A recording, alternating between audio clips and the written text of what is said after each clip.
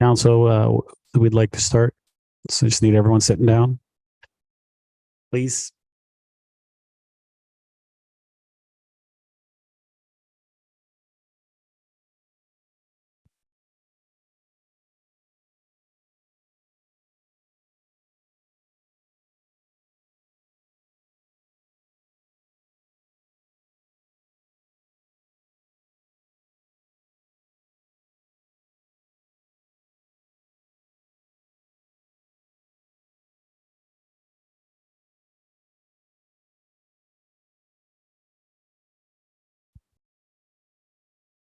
Council, we are reporting out a closed session. Mr. Clerk, we have 3 items. First item, 4.1. Thank you, Mr. Mayor. First item of council reporting out of closed session is that closed session report number CS 061 be received, that the terms of the tentative settlement contained in this report be approved, and that staff be directed to implement upon ratification, and that the annual wage increases for 2023 to 2026 that are part of the settlement be extended to the non-union group at the same time. Someone like to move that? Councillor Gallo, second by Councillor Gardner. Record a vote.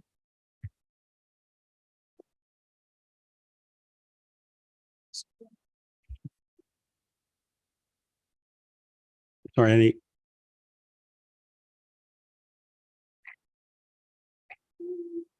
Councillor Gardner was absent for that portion of the closed session meeting. Do you want to get a different seconder? All right, Councillor Thompson. Thank you.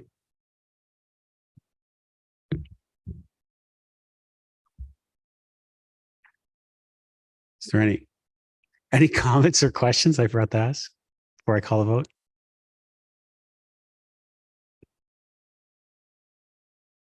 I wasn't at the meeting, so I can't second it, but I'm familiar with I've read the item, so I can vote on approving it. Thank you. I think I already got Councillor Thompson.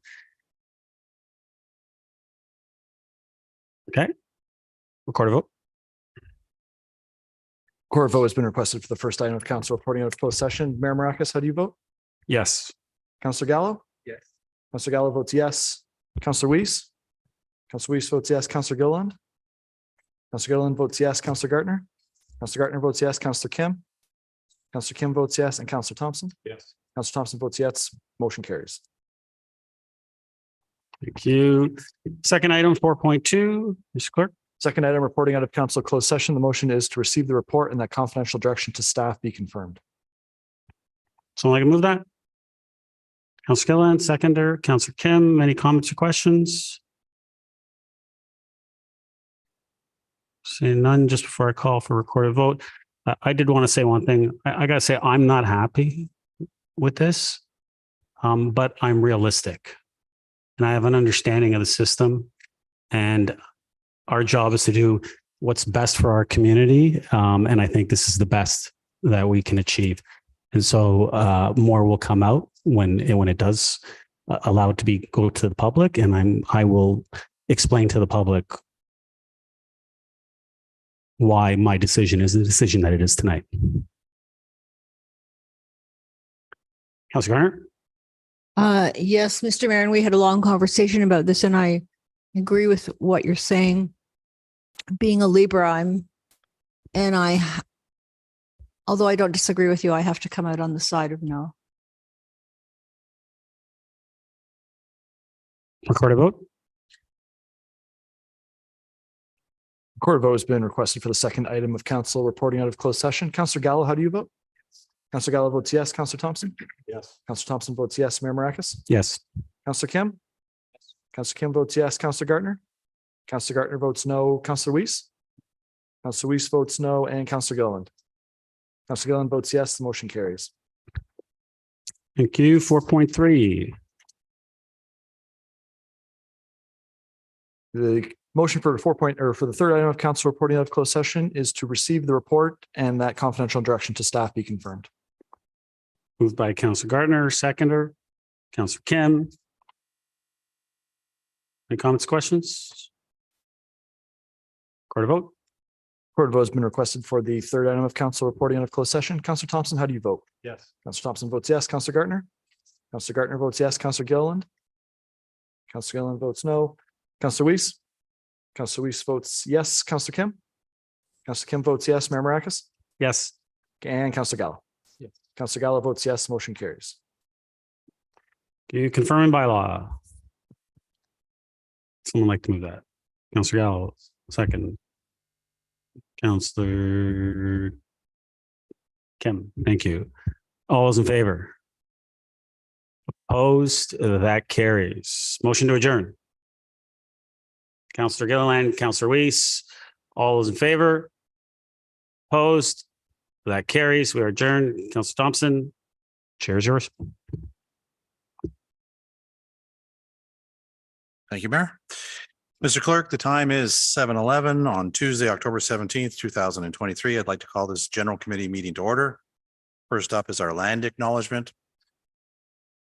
The town of Aurora acknowledges that the Anishinaabe lands on which we live and work are the traditional and treaty territory of the Chippewas of Georgina Island, as well as many other nations whose presence here continues to this day. As the closest First Nation community to Aurora, we recognize the special relationship the Chippewas have with the lands and waters of this territory. They are the water protectors and environmental stewards of these lands, and as a municipality, we join them in these responsibilities. We further acknowledge that Aurora is part of the treaty lands of the Mississaugas and Chippewas, recognized through Treaty Number 13, as well as the Williams Treaties of 1923. A shared understanding of the rich cultural heritage that has existed for centuries and how our collective past brought us to where we are today will help us walk together into a better future. Council, first up is approval of the agenda. May I please have a motion to approve the revised agenda? Councillor Gallo, Councillor Gilliland, any questions or comments? Seeing none, all in favor? Carried. Next, are there any declarations of pecuniary interest? Seeing none. We have no community presentations this evening, so we'll move on to delegations. We do have one delegate this evening, Rocco Morsillo. If you'd like to come to the podium, please, just state your name and address, and just so you know, you have 5 minutes. Good evening, ladies and gentlemen. My name is Rocco Morsillo. Address that I live and we're speaking about tonight is 56 Spruce.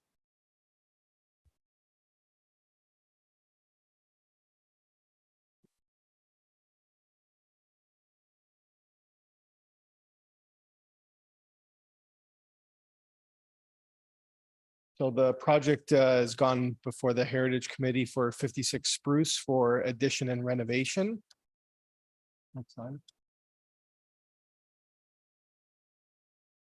The parameters basically are a new two-story addition at the rear of the existing dwelling. The first floor is going to add approximately 550 square feet. Second floor will add about 922 square feet. The existing garage is going to remain and be connected with the existing house in the back. The garage will increase by 74 square feet to the new addition. The existing garage will be treated with a new board and batten to match the new addition in the back, and a dormer to complement the new addition, give it a more historical look in the back there, along with carriage style garage doors. We're going to be replacing the windows at the front of the house and entry door at the existing heritage house with double hung historical style windows and solid wood doors with no glazing as per the Northeast District Plan. No other work or modifications are going to happen on the front of the facade. Basically, everything's going to stay the way it is. It's just going to be windows and doors that are replaced at the front facade. This is a site plan. You can see the hatched area in the middle is the new addition. The house in the front is the existing heritage home, the existing garage to the one side, and then a proposed deck on the back.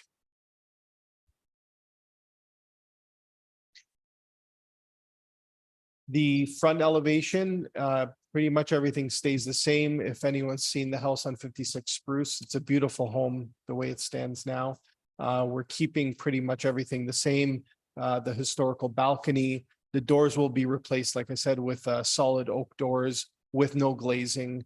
The windows will be a double hung style window, just to complement the existing home. This is going to be the back elevation. The back elevation is going to have basically 2 patio doors, and the windows to complement the front of the house. Side elevation, this will be the side elevation where the garage is and the long driveway as well. And this is the other side elevation, which has about a approximately 9 foot setback from the property line. The color selections, as you can see here, the additional, you can't really see it, but the additional the addition is going to be a board and batten color in a gray. That's the top left corner that you see. The window trim, eaves, and soffit color are going to be that off-white that you see there. The garage door color is going to be the dark gray that you see in the middle. We're going to be adding cedar shakes to the garage door, or garage dormer, I should say. The garage door style is the bottom left corner, which is a carriage style, just to lend to the historical value of the house. The existing windows and wood color rail on the front balcony is going to be that off color gray as well. The front door is going to be that oak color that you see on the right hand side there. And this is kind of the style door that we're going for on the right top, but is going to be the oak color that's going to have just the paneling similar to this door here. You have 1 minute left, Mr. Morsillo. Top reasons why this addition should be approved: no trees will be injured or removed with the site plan. Addition is at the rear and not at street view. It's actually set in on both sides. Existing heritage details to remain, including all brickwork openings, woodwork, and balcony and porch, and all roof lines on the front. The massing and size are within the required setbacks and height restrictions of the bylaws and the Northeast Aurora Heritage Plan. No impact to the streetscape. Design materials complement the area. Distinct border in white to separate the garage from the house. And just connecting to the garage to the home will allow easier access in the winter months. Thank you. I'm going to stop you there for a second. Councillor Gallo. You done? Oh, sorry. I thought you were going to make a motion to extend. Are you on? I think I'm done. Okay, thank you very much, Mr. Morsillo. Then may I have a motion to receive and refer the comments of the delegate to item 9.7? Councillor Gallo, Councillor Gilliland, Councillor Gallo, floor is yours. Thank you. Just quickly, Mr. Morsillo, have you had any correspondence from anywhere on your street or neighbors or anyone regarding the application? Not really, no. Okay.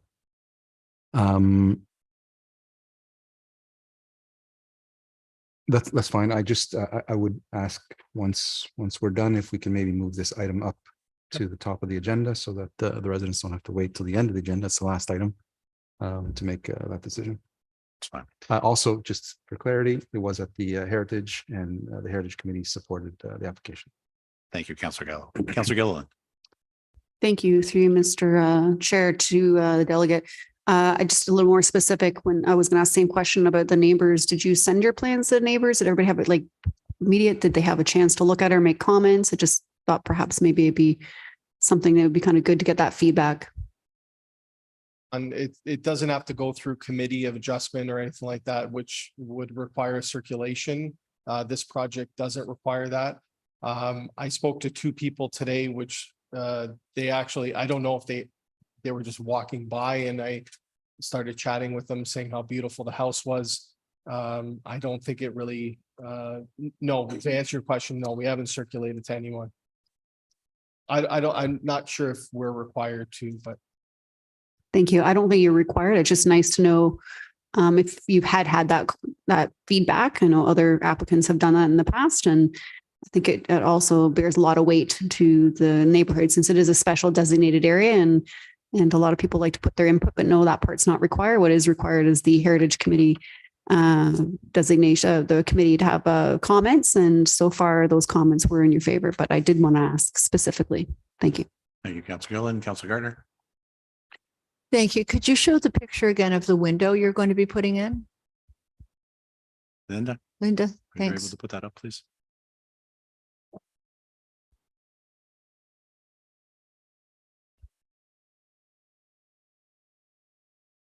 think you're back 2 slides. Window, it's on the front elevation, maybe back about 4 slides. Right there.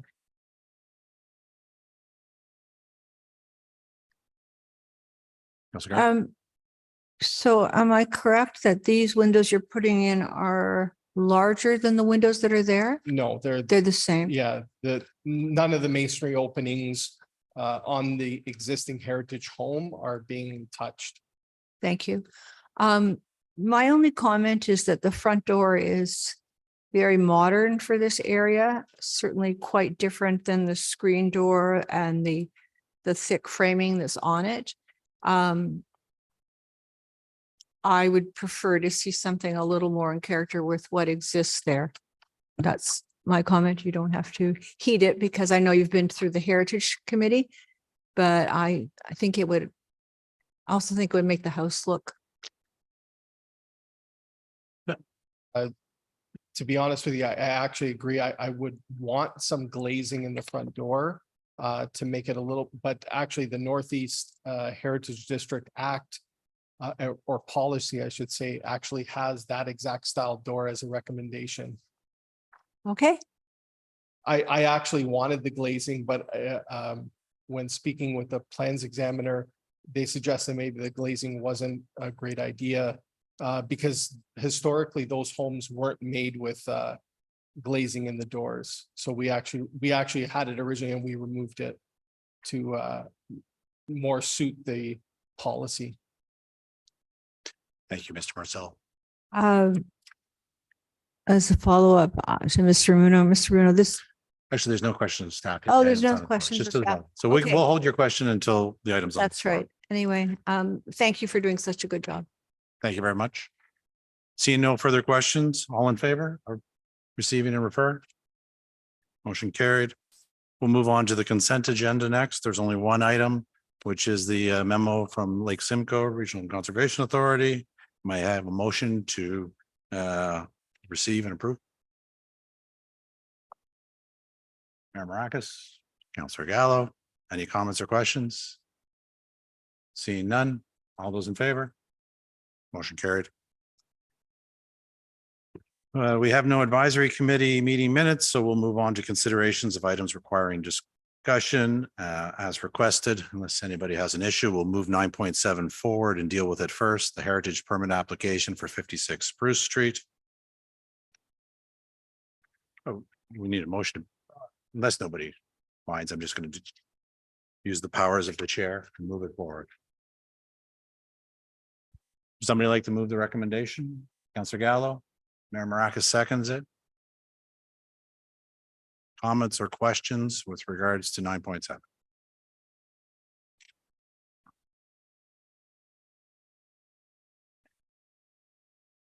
Mr. Muno, I didn't quite understand why planning objected to a door that at the moment, I don't know what they were originally, but at the moment is more in keeping with the look on the street.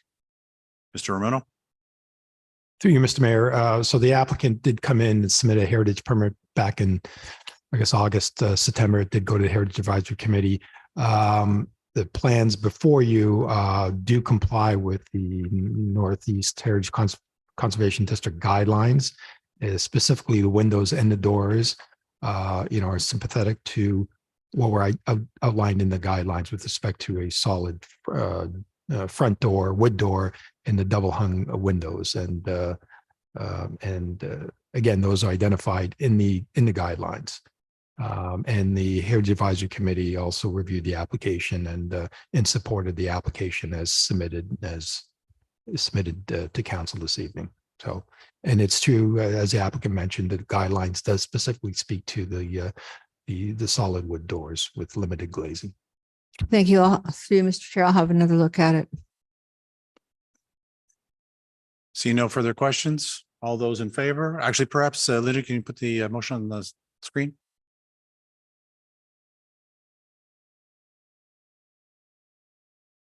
There you go. See no further questions. All those in favor? Opposed? Motion carried. We'll now move back to 9.1. Council compensation review 2023. Would somebody like to put forward a motion?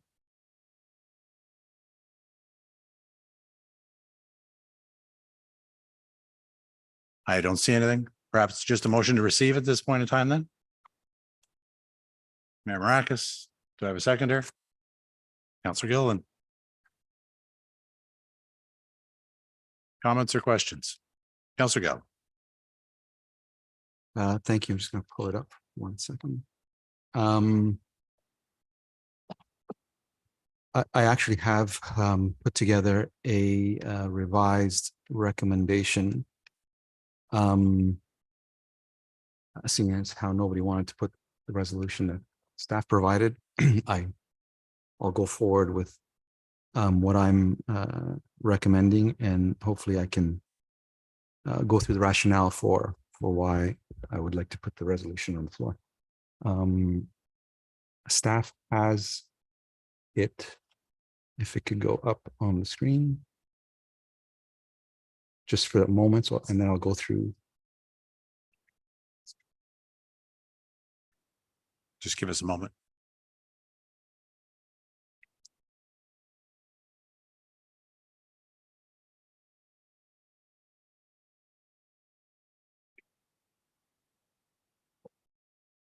There we go. Thank you. So I tracked the changes to make it easier for you to identify what areas are being changed. You can take a moment to read it, and I'll go through some rationale for what I'm suggesting. Well, 2 point.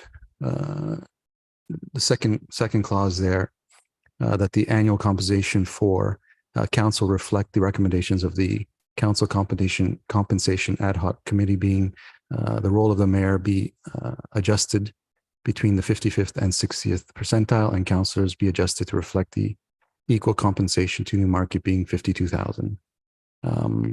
The third, fourth, fifth clause remain the same as staff recommendation. The sixth clause is that the severance provision for council compensation bylaw for the role of mayor and councillors be increased to 1 month per year of service to a maximum of 12 months. And 7, that the total increase in compensation for council be retroactive to the beginning of the current council term. 8, that the total increase in compensation for 2023 fiscal year be funded by the tax rate stabilization fund. 9, that the total increase in compensation for 2024 fiscal year be funded by the tax rate stabilization fund. And 10, that the total increase in compensation for 2025 fiscal year be funded 50% from the tax rate stabilization fund and 50% on the tax base. And number 11, that the total increase in compensation for 2026 fiscal year be funded by the tax base. 12, that staff be directed to update the council compensation bylaw to include a council compensation review prior to the end of each term of council. And 13, that staff be directed to bring forward an amendment to the council compensation bylaw for the October council meeting to reflect the updated compensation and recommendations above. Before you continue, Councillor Gallagher, if I can get someone to second that motion. Councillor Gilliland. Councillor Gallagher, the floor is still yours. Thank you. Could I get the slide identifying the number of constituents per member of council? I have some slides from the council compensation ad hoc committee report that aren't part of our agenda, but I wanted to highlight them to justify some of the the rationale, mainly this one, to identify in terms of constituents, we are at 8865, and there was a constant comparison to Newmarket at the committee level, and they are at 6,800. So just over, sorry, 9,700, just over, just about 900 on average, population wise per ward larger than us. Could I get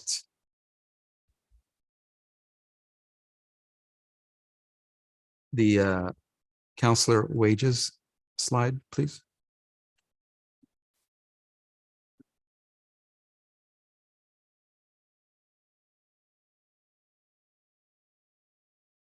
That one, thank you.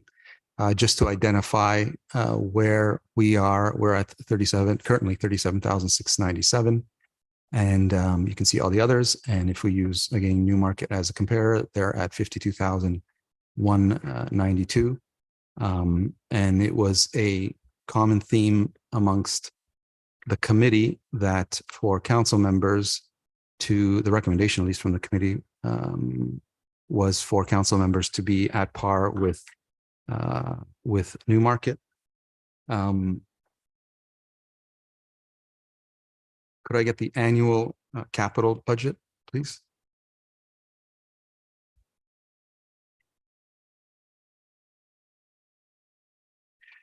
And just to, again, comparing us with Newmarket, our annual capital budget is 74 million and Newmarket is at 63 million. Ours probably somewhat inflated this year. I'm sure it varies from year to year based on projects, and we do have Town Square that's probably pushed that number to where it is. Could we get the operating one, please? Thank you. So our operating is $113 million, and if we compare again to Newmarket, they're at 82 million, some 30 million more in operating budget than Newmarket. The committee had gone through all of these, and while the report may not reflect it, the report identifies and recommends a 55 to 60th percentile for council compensation. I don't think that represents what the committee had brought forward and discussed and recommended. What they did is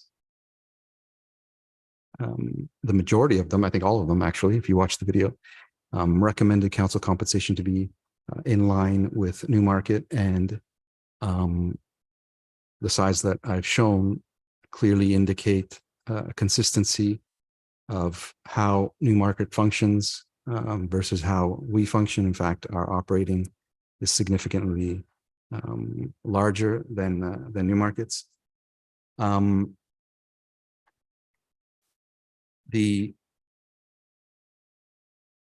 As far as the mayor, the committee also, and if you could put up the mayor's salary compensation, there it is. So the mayor currently 102 and Newmarket 101. The committee also recommended that be adjusted to the between the 55th and 60th percentile.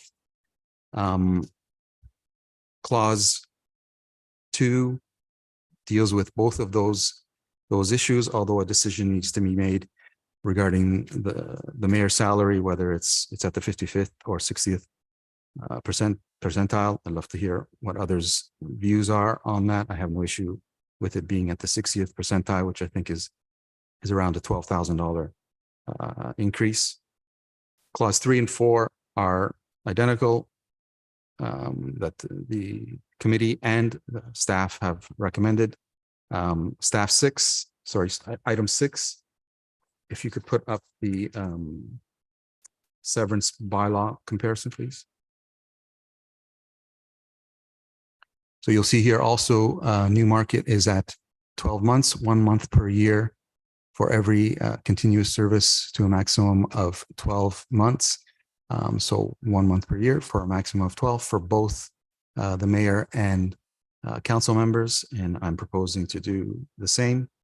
In terms of timing and funding, the committee, in my view, was under the impression that their role was to determine council compensation for this term.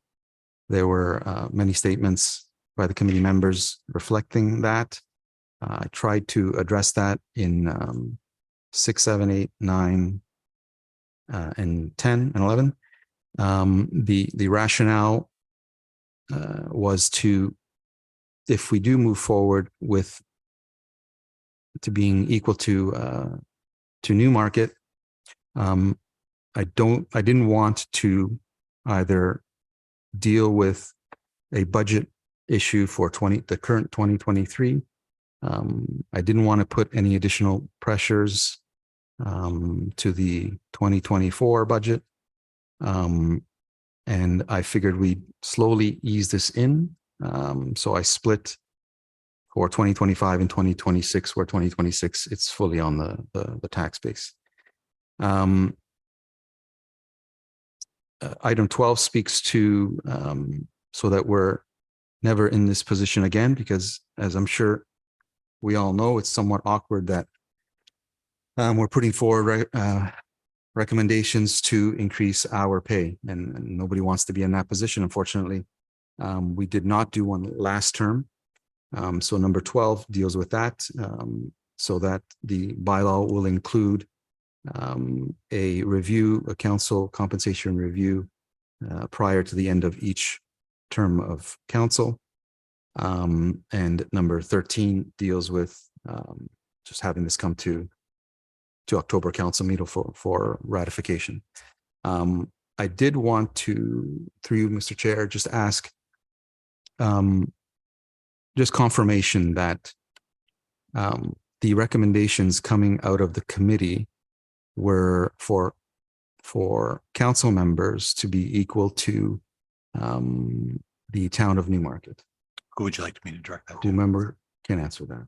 Maybe. Dimitri? Councillor Gallo.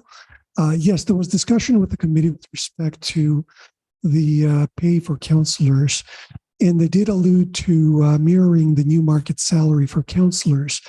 What I wanted to ensure is that the committee understood that the policy that we put forward as a recommendation with respect to pay was consistent for both councillors and the mayor. So my suggestion wasn't to deviate from what the committee was recommending with respect to the value, but rather to express it in a percentile. So in order to meet their recommendation around paying what Newmarket pays, to pay mayor and councillor around the 55th to 60th percentile. Councillor Gallo? Thank you. Would you agree that overwhelmingly it was the consensus amongst the committee members, and in fact yourself, I'll quote you if you don't mind, at the end of the meeting, there is a consensus around the council wage being equal or matching the town of Newmarket. That's what was said. The report in front of us speaks to the 50th, 55th, and 60th percentile, which I believe is okay with the mayor, because there is a large discrepancy between council compensation and the mayor's compensation across Aurora and Newmarket, and the intent was to at least bring the council compensation equal to across the board market, but specifically what happens in Newmarket. But would you agree that the consensus amongst the committee that it was to be at par with Newmarket, the council compensation, councillors?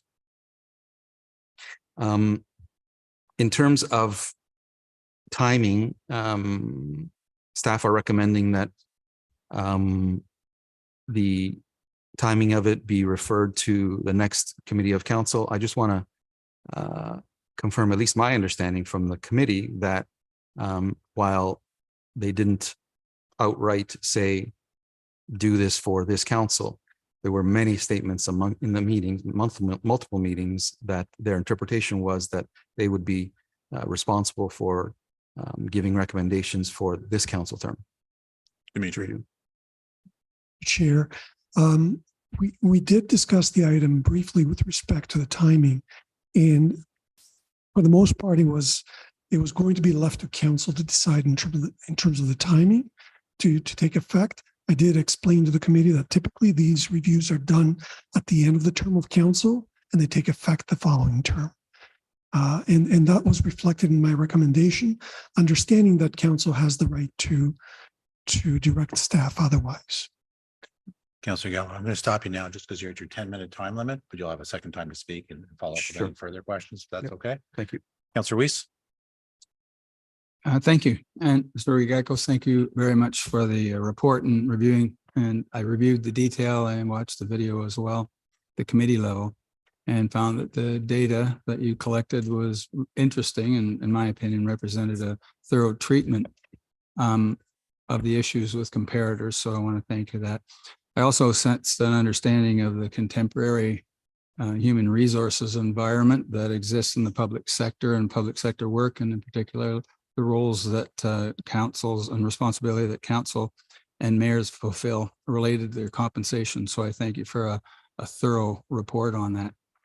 I won't go into the issues that Councillor Gallo mentioned, but one thing that was left out of that was just an understanding of, since this wasn't done in the previous term, the data that you collected and the recommendations that you have, if you were to look at that now, would it yield any different results, or are you pretty sure that this is similar results as opposed to what would have happened 12 months ago? Dimitri. Through the chair, it's a good question, Councillor Weiss, and I would expect the outcome would be very, very similar. Yes. Okay, very good. Thanks. I'm satisfied with the comparator numbers, and I think they're accurate. Where the committee places as council the compensation package. I'm also satisfied with the new things, such as the health benefits, that I think are appropriate, and another of the option to enter the pension plan, as well as the inclusion of a severance package. I think that's reasonable given the other comparators that you have. So I'd like to hear what other council members think, however, and I'll yield the floor to them.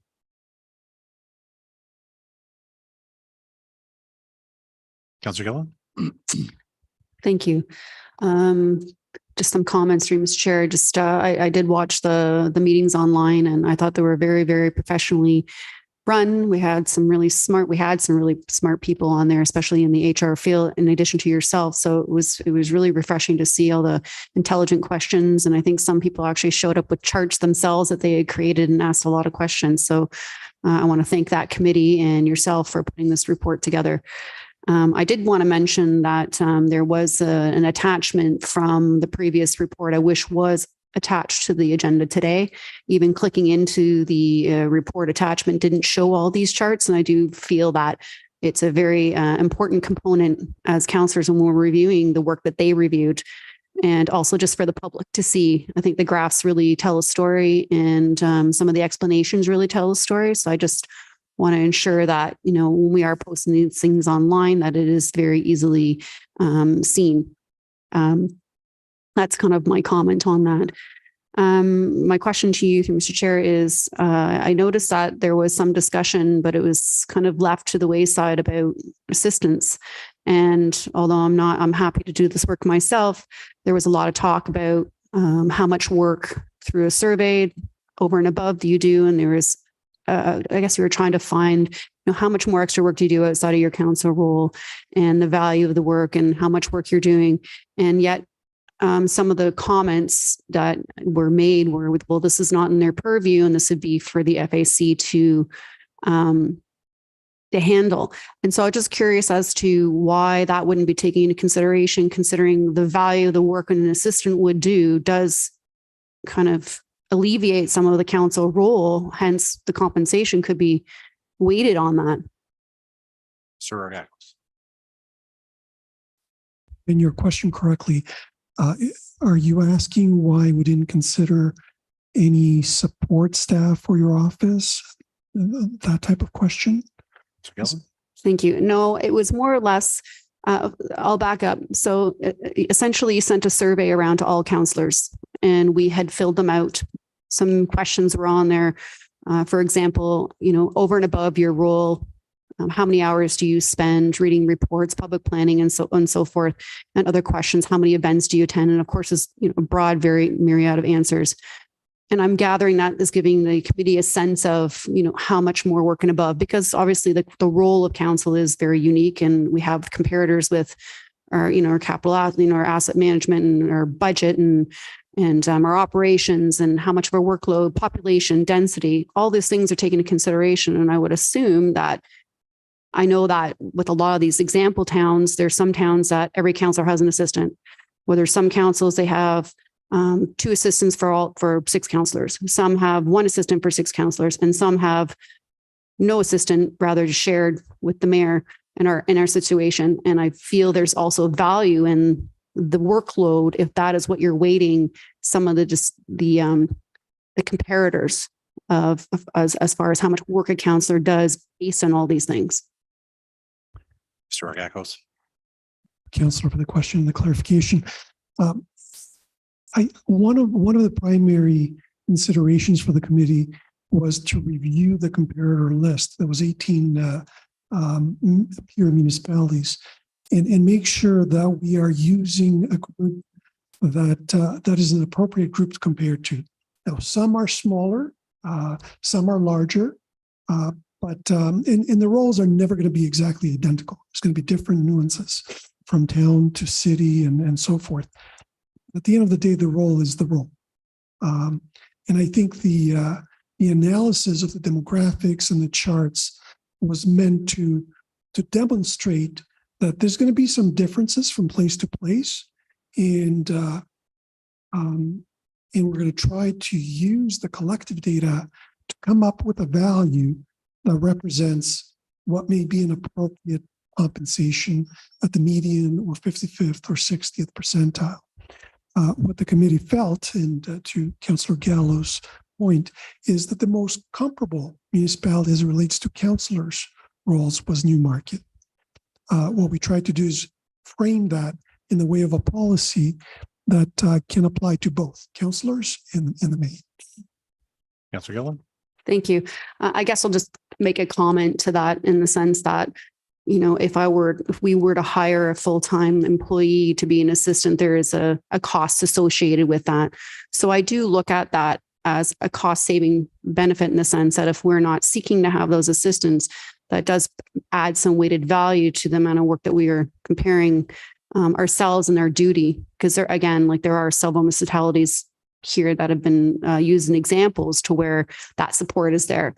And I'm happy to not put that forward. It's just understanding in the public to know that, there is that variation that exists that wasn't shown in any of the graphing. That's my comment. I guess my only other comment would be is it was very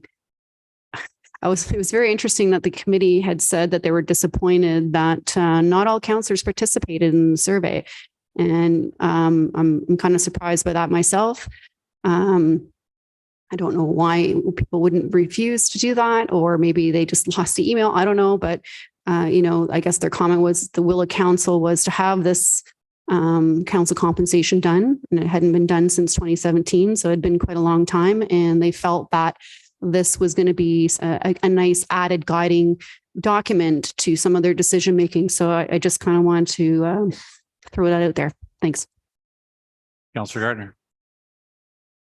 Thank you. I'd like to thank Councillor Gallo for his work on this, but also for his clause that says this has been a traditional process for the outgoing council to look at the compensation for the incoming council. And it's this should not be a political topic. And we're faced with that. Although I have to say the committee was arm's length from council and they did their work.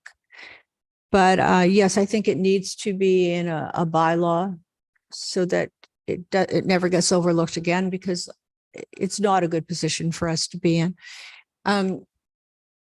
Sometimes a resident will say to me, oh, I didn't want to disturb you at your office. I knew you were going to be busy or blah, blah, blah. Well, we don't have an office. We have 2 desks.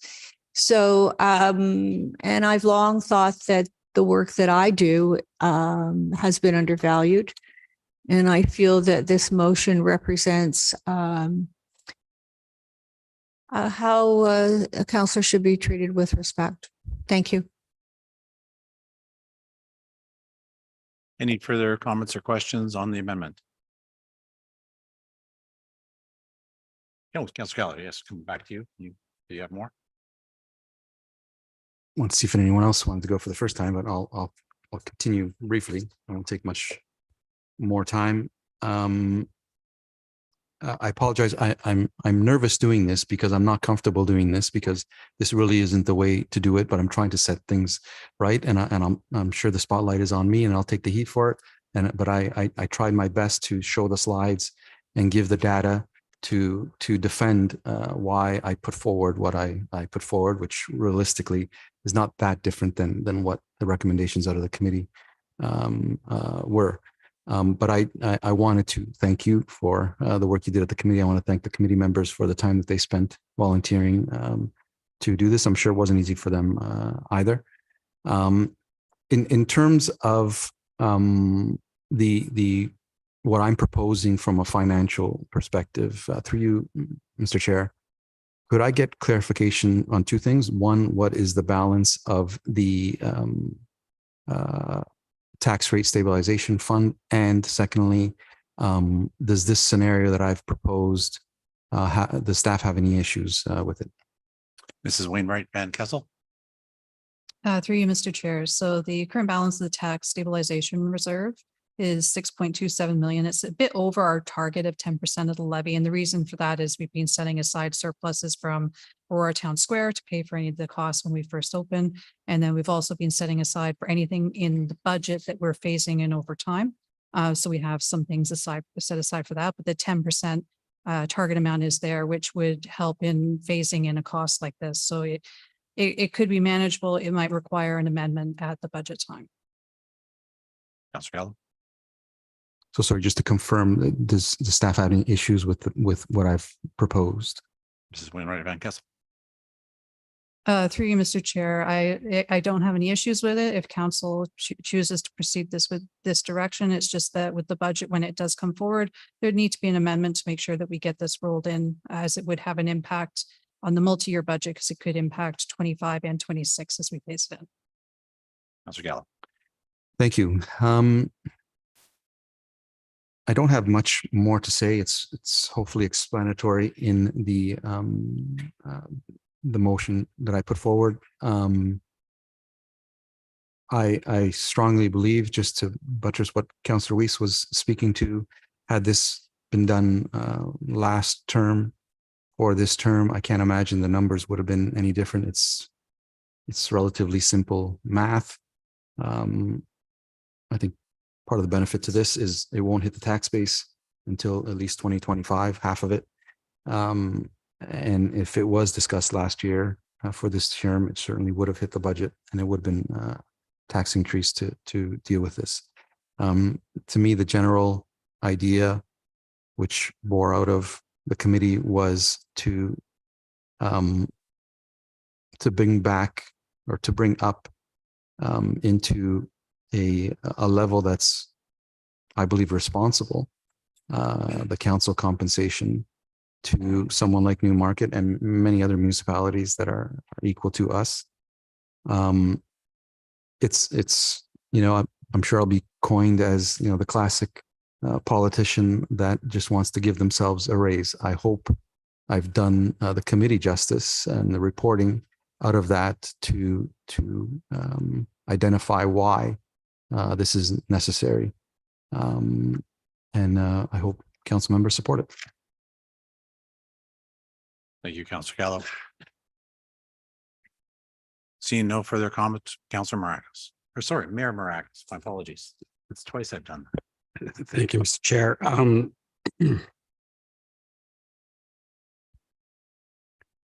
I guess we're going to have to pull each one individually because I got problems with a lot of them on there. And so I'd like to see this done separately. I have no issue if this was done as our normal process, which would be to approve this and to have this beginning of next term. I do have an issue with this looking at being extended, not only implemented during this budget, but also retroactive to the beginning of the term. You know, I've heard about the fact that we didn't do it last term. Well, yeah, there was a thing called COVID last term.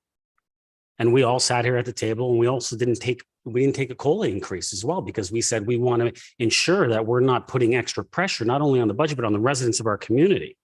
So there was a reason why we didn't do it last term. Well, does that mean that we implement it right away? We also did have the last year of the term where we could have done this, but no one was sitting here at this table during an election year was willing to say that we should look at increasing it for the beginning of next term. I didn't hear anyone knocking on the door saying that, hey, you know what, council's not getting paid enough.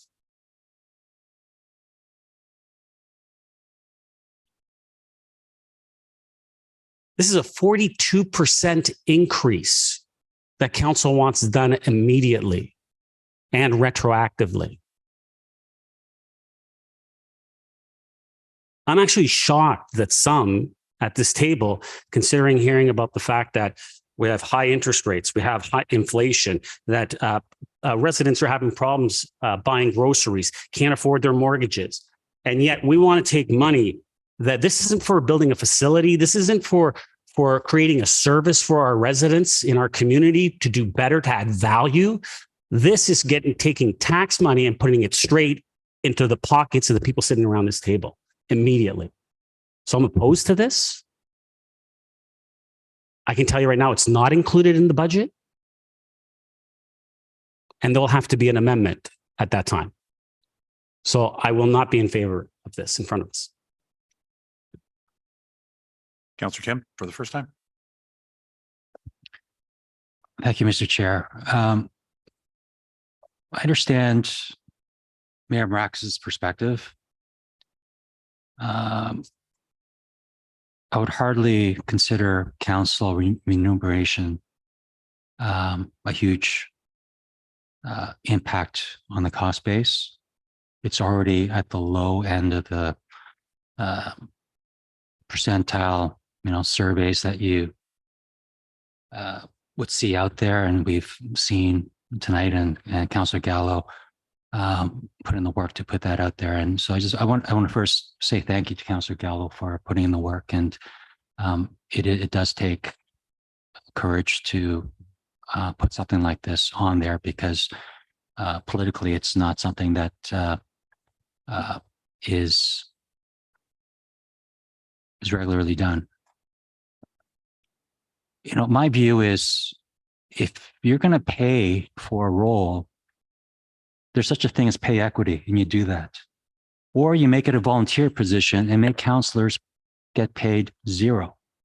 I'd be more comfortable with being paid zero than being paid something far less than what is a comparator across the same industry.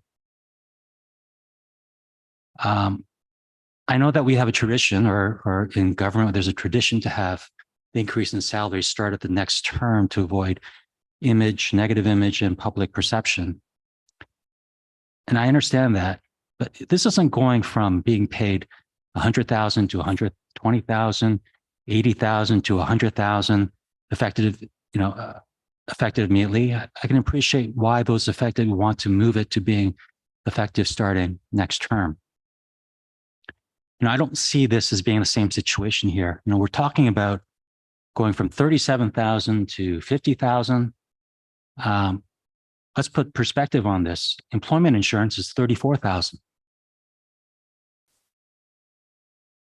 Rural councillors have been underpaid significantly compared to comparable municipalities in Ontario, and you can call it a I know the mayor said the 42% increase. I don't see where that is. I see it more closely just above 30%, unless other things are attached here. And 30% may sound like a big number, but this is 30% off a pretty low number. For me, it's really about principle and pay equity. In a majority of workplaces I know where certain groups or a group are underpaid relative to the rest of the workplace, and pay adjustments are being conducted to ensure pay equity, there is no warranted tradition that states that the pay gap will be made effective 2-3 years from now. It's done right away. And the political realm is only placed because of the public image where you're forced to push it back to the next term, unfortunately.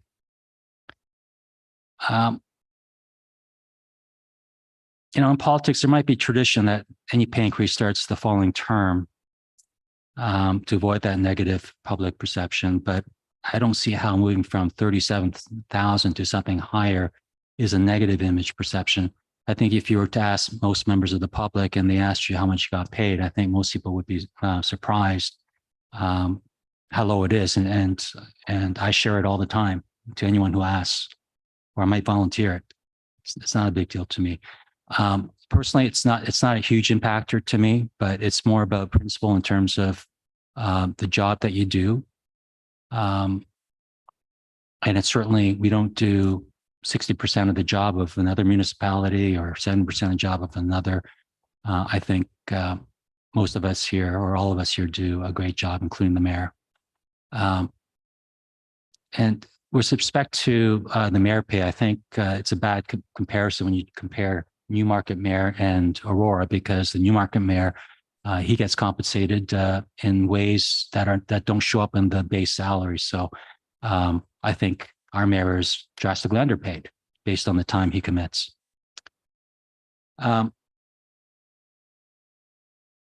Gallo did a great job of putting this together. I don't agree with all of them. I agree with some of them. And, if I can just spend a couple minutes going through them. I'm not in support of the increase to the vehicle allowance being increased to 7,000. Frankly, I don't have anywhere to go to even get reimbursed for 7,000 worth of gas. So I would recommend to delete that. In terms of OMERS, retirement, pension plan, and other contributions, I'm not in support of that. I'm not in support of the health and dental group benefits at the cost of the town. In terms of severance at the end of your last term, I think 12 months seems high to me. I think the original, I think it was 6 or 4 is fine, or even none is fine. I'm not going to speak to, in terms of, I'll leave that to staff in terms of what's appropriate in terms of tax rate stabilization, or we just go into the operating budget and impacting the tax base. And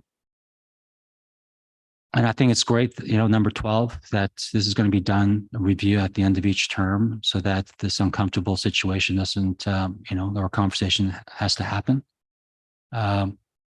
So I think based on my review, I think I put it in a happy place somewhere in the middle where, we don't get all of these things, but certainly, given the bare bones that we are at, we don't have an office, like Councillor Gardner says, we don't have staff, and I'm perfectly fine doing my own thing.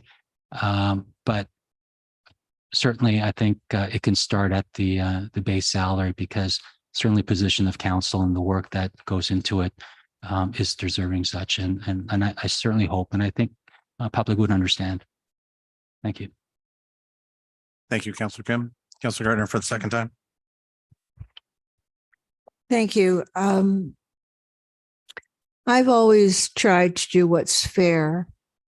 And I think from the compensation committee's work, what Councillor Gallo has put forward is fair.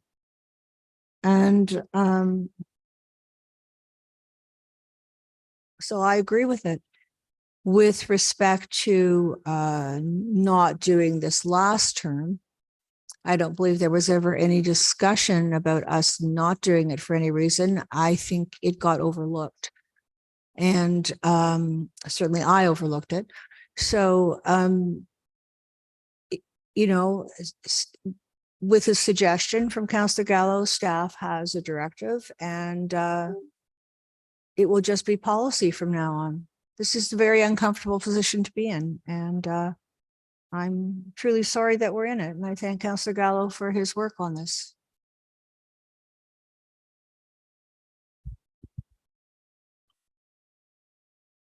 Anybody for the second time? Councilor Gillen? Thank you, through you, Mr. Chair, to Dimitri. I understand one of the original recommendations of the vehicle allowance of 7,000 remains the same in status quo. And correct me if I'm wrong, just through some of the discussion in the meeting that I saw with the committee, that they were trying to find a median kind of average, and every which way they did, it was quite low, and we were being bumped up to try and at least get a median. Where did that fall? I don't recall like where that 7,000 fell in the median range. Mr. Rogakos? Through you, Mr. Chair, we can probably show the slide, Linda, in terms of vehicle allowance.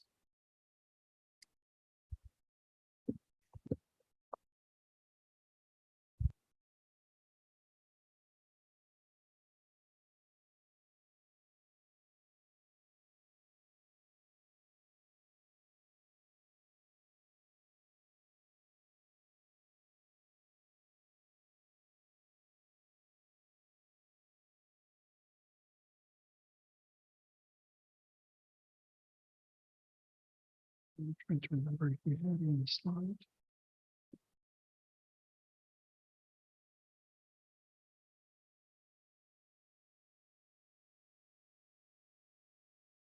I'm sorry, I don't have it on the slide, but it would be very comparable to the median across all the municipalities that we're looking at.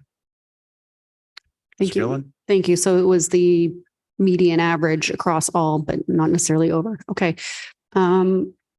Just for clarity, just some comments about the severance, if I may.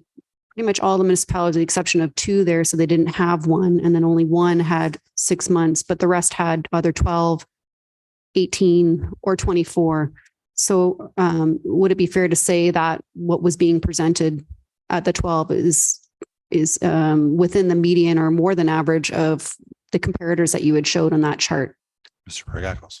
The chair, the chart we shared on the presentation to the committee was from York Region municipalities. We didn't look at the severance bylaw of all 18 comparators, but I would say that 12 months, 6 to 12 months was pretty much at par with the York Region municipalities. Thank you. And just for clarity as well, as far as the health and dental benefit, from what I understood, and the language there was to allow councillors to have the choice whether they wanted to engage in having a health benefit plan or not, which is kind of what we do now. Is that correct? Mr. Rogakos? Through the chair, we do permit participation in the benefits program now, but it's not funded by the town. So what we're proposing is to have a full participation into the benefits program by all council at the cost of the town. And if a councillor elects not to participate because they have their own benefits plan, they can opt out. Councilor Gillen? Thank you. So it's an opt-in. So you as a councillor could choose not to participate. That's still there. Okay, perfect. I guess my only comments is, I want to thank Councillor Gallo again for all your work on those slides and doing all the comparators that way, because it was really hard, again, to find that information unless you actually clicked on to the council compensation agenda and looked at those charts, because there was nothing that was attached to today's report. So I do find it was very beneficial, and I appreciate Councillor Kim in talking about the fair wage and equity, and I do believe that people want to feel that they are being paid a fair and equitable wage, especially if it's appropriate and it aligns with the value of the work that you do. I too will share what I pay, what I get paid with constituents, and often they're a little shocked by that. And I would suggest that, it's been so long that since 2017 that this would be a correction.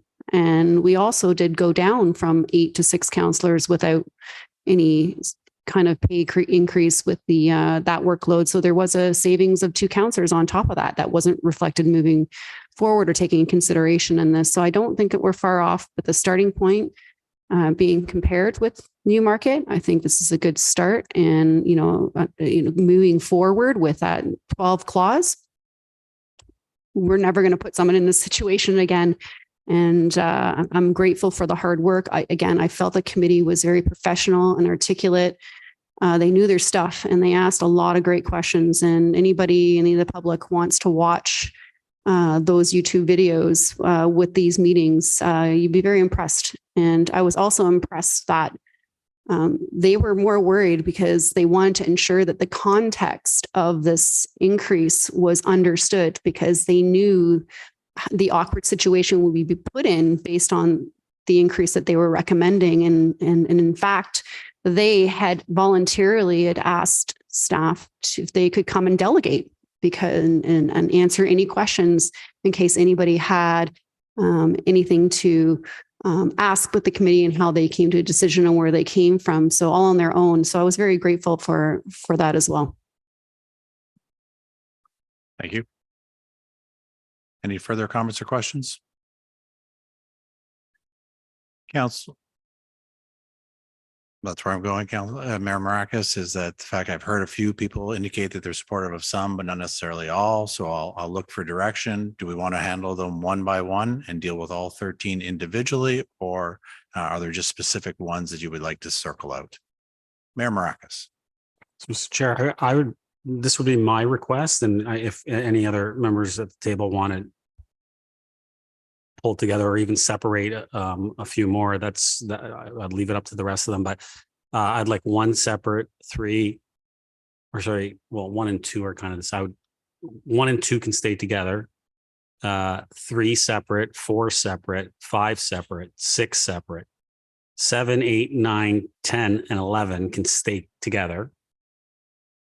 12 separate and 13 separate. So based on that, would anybody like to deal with 7, 8, 9, 10, or 11 separately, or are all members of council comfortable having that as one vote? We can do 7 separately. Yes, sir. Actually, yes. Thank you, Councillor. I didn't see that yet. Okay, we may need a minute to give Linda a chance to work this out, but the direction is we will deal with 1 and 2 together.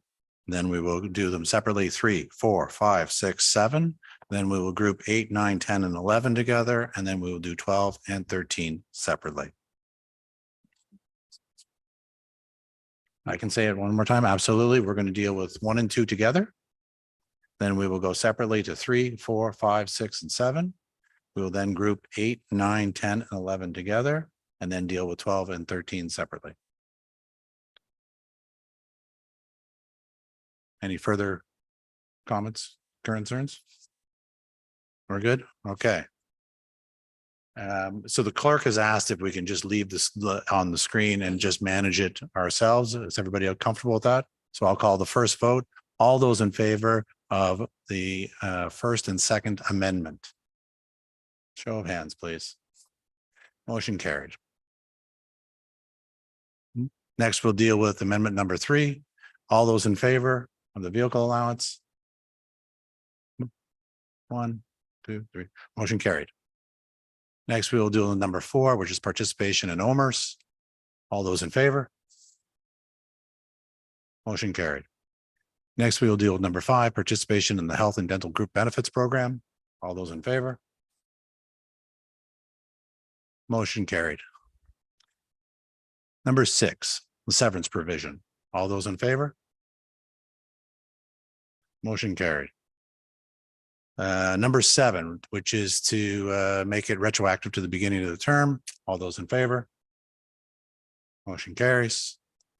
We will now deal with amendments 8, 9, 10, and 11 together, which is the funding through the tax rate stabilization fund. All those in favor? Motion carried. Next, number 12, the staff be directed to update it at the end of each term. All in favor? Motion carried. And finally, that staff be directed to bring forward an amendment for the October council meeting. All in favor? Motion carried. That concludes the amendment. Now we're going back to the main motion, or the main motion as amended. Do we have to go through this all again? Okay.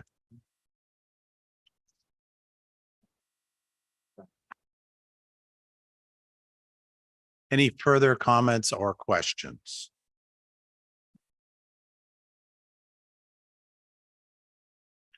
Mr. Clerk, how would you suggest we move forward? Do we need to go through the separation again a second time, or?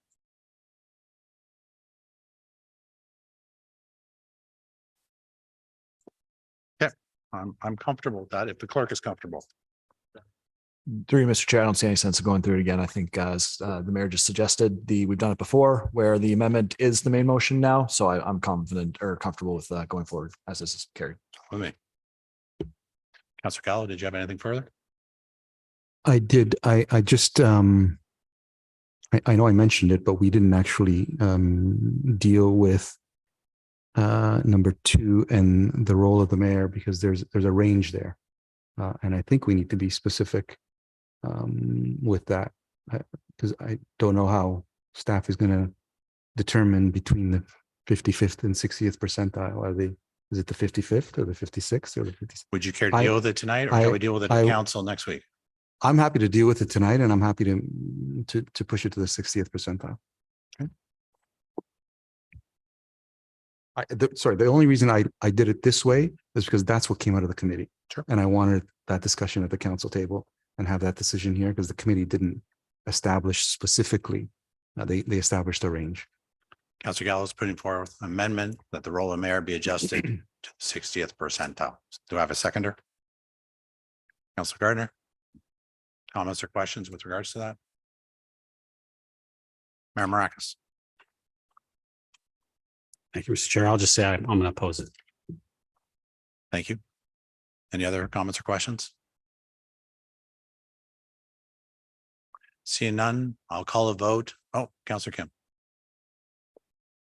Well, I mean, that's a hard one, considering I see how hard Mayor Maracus works, but he doesn't want, so it puts me in a difficult position, and voting for something that he doesn't want. Just a comment. Thank you. Any further comments or questions? See, Councillor Gilliland.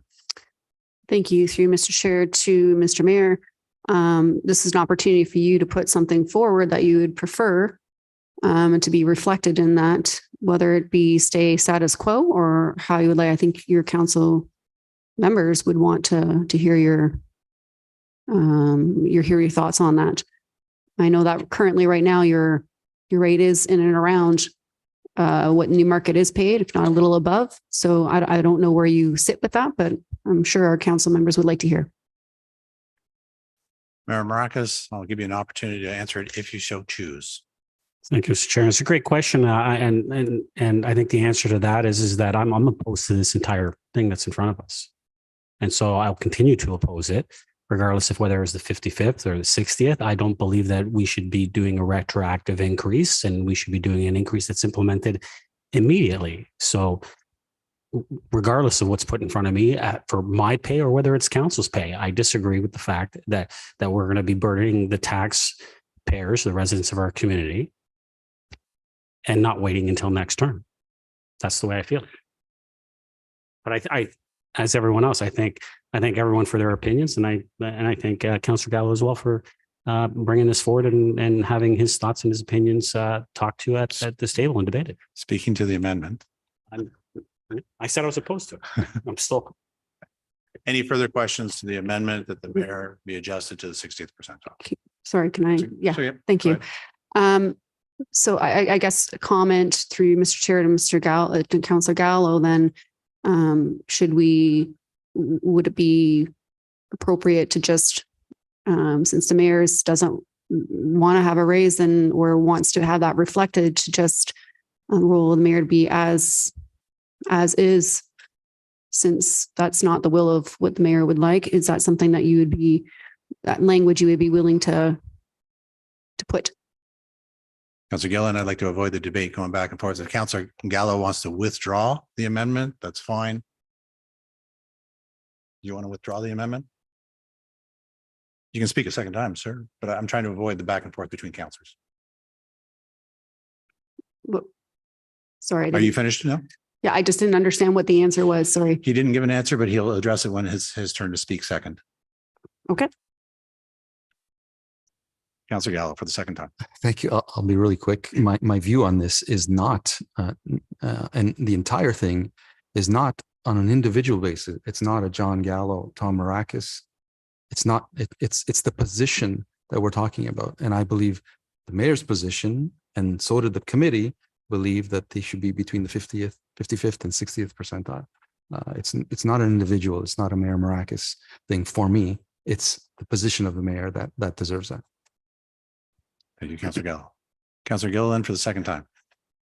Formally, that was the answer I was looking for. Thank you. That makes total sense. And, you know, will of the committee and the recommendations make sense. Thanks. Seeing no further comments or questions, all those in favor of the role of the mayor be adjusted to the 60th percentile. Motion carries. Back to the main motion. Mr. Clerk. Now do we need to, can we just deal with 1 and 2 together now that it's been readjusted? I think if we're going to deal with 1 and 2, we'd have to deal with the whole thing. That's fine. I don't suppose there's any way that council would deal with all 13 clauses at once, but that was the case. Obviously, that'd be easier. But we can do it the same order as you split the amendment as well. I can look to Mayor Marakis and Councillor Kim and see if they are comfortable with putting everything on the floor, since all 13 amendments did pass. And Mayor Marakis did say you were opposed to everything. Do you still wish it split? Mr. Chair, I'm fine, as I mentioned before, that we've traditionally, when it's come back and it's a full motion like this, in an amendment where we essentially change the entire recommendation, that it's basically gets passed. So I'm fine with that. I know we made the minor adjustment, but I don't see any changes happening to the vote. So for us to go through it again would be, essentially this will probably get pulled at council and we'll vote on it again. So I don't think there's any need to do it at this point in time. Mr. Clerk.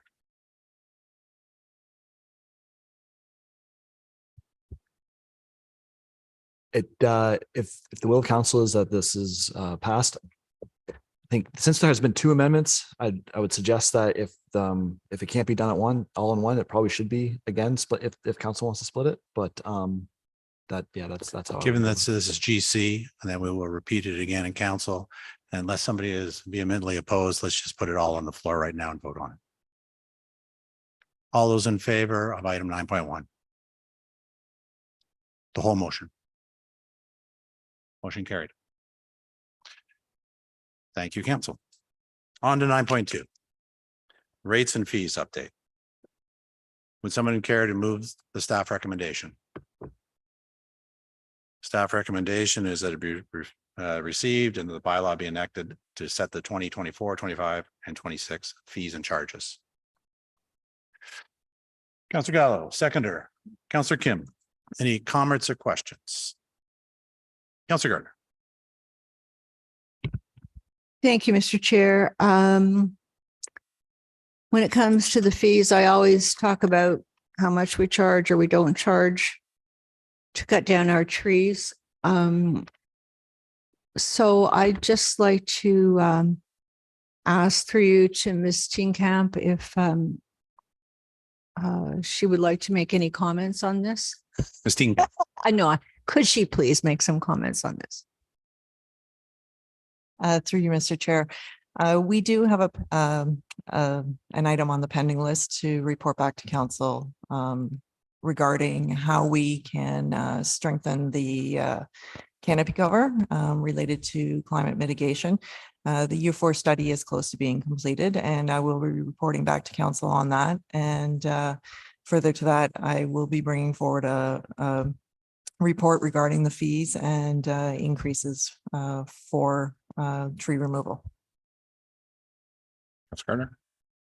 Thank you, through Mr. Chair. I believe that's my motion that's been pending for a little weeks. while. But I'm also really glad to know that we're going to be looking at the tree canopy again. Thank you. Thank you. Councilor Weiss. Thank you. And the questions that I have through you, Mr. Chair, to Ms. McDougall, primarily, of course, around the community services.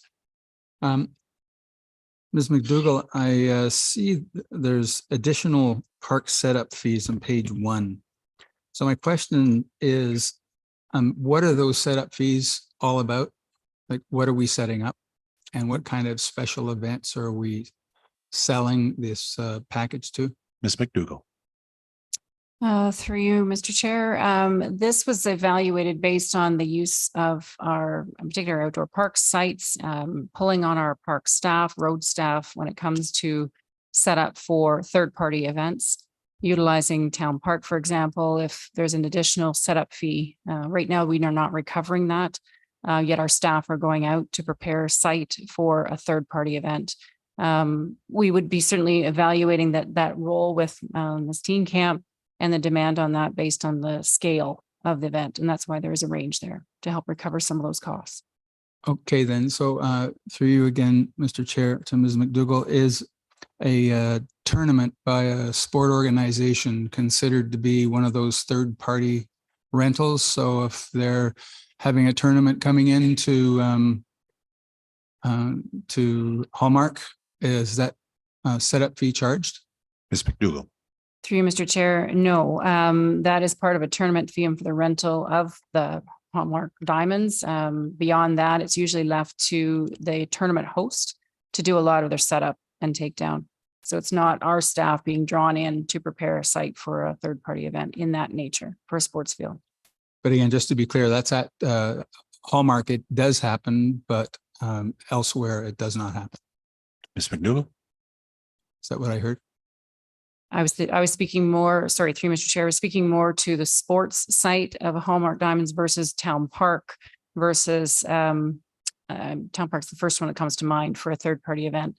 When it's a tournament, the tournament would be paying for the rental fee of Hallmark Diamonds. That in itself would cover some of that support if there was any cost recovery. But generally speaking, a third-party sport event that's using our diamonds would come with their own resources to do the setups that they require. Okay, thank you. And again, through you, Mr. Chair, I see some parking lot charges and it says from $1 to $500, and that's quite a large range. Can you elaborate on what would get a $1 charge versus one is a $500 charge? Is it the size of the lot, the work you have to do, put into it? I just don't understand the large range. Ms. McDougall.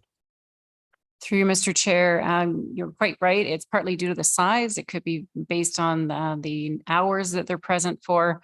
And if there's any type of clearance for that parking lot, if it's disruptive to other uses of the site, we may have to find other alternatives. But the range is evaluated based on the request coming in. It provides, if it's an expansive, there'd be a larger fee charged. If it's a smaller element, smaller footprint, it would be a smaller amount. That's why there's the flexibility in the range for us to evaluate. Otherwise, we'd have a lot of fees trying to stipulate hours, size, square footage. So it provides the staff some of that flexibility. Councilor Weiss. And so through you again, Mr. Chair, does that, you know that I'm concerned about sport organizations because they come to us all the time and say we have these additional fees. So would that parking fee apply to a tournament where we're bringing thousands or hundreds of people in to participate in a sport tourism event, or would that be waived? Ms. McDougall. Through you, Mr. Chair. No, this is more likely for a group that is actually using the parking lot as their event site. It is not for a sporting event that takes place at a facility that already has parking They're not charged on top of that. It's Okay. typically more if they're using our parking lot for their own, that's where the event is taking place. Great. Okay, good to know. And again, through you, Mr. Chair, to Ms. McDougall, I see the rentals of rooms. Again, it's free to 262, and I assume that that's an issue of what it is, what circumstances and what technology is available.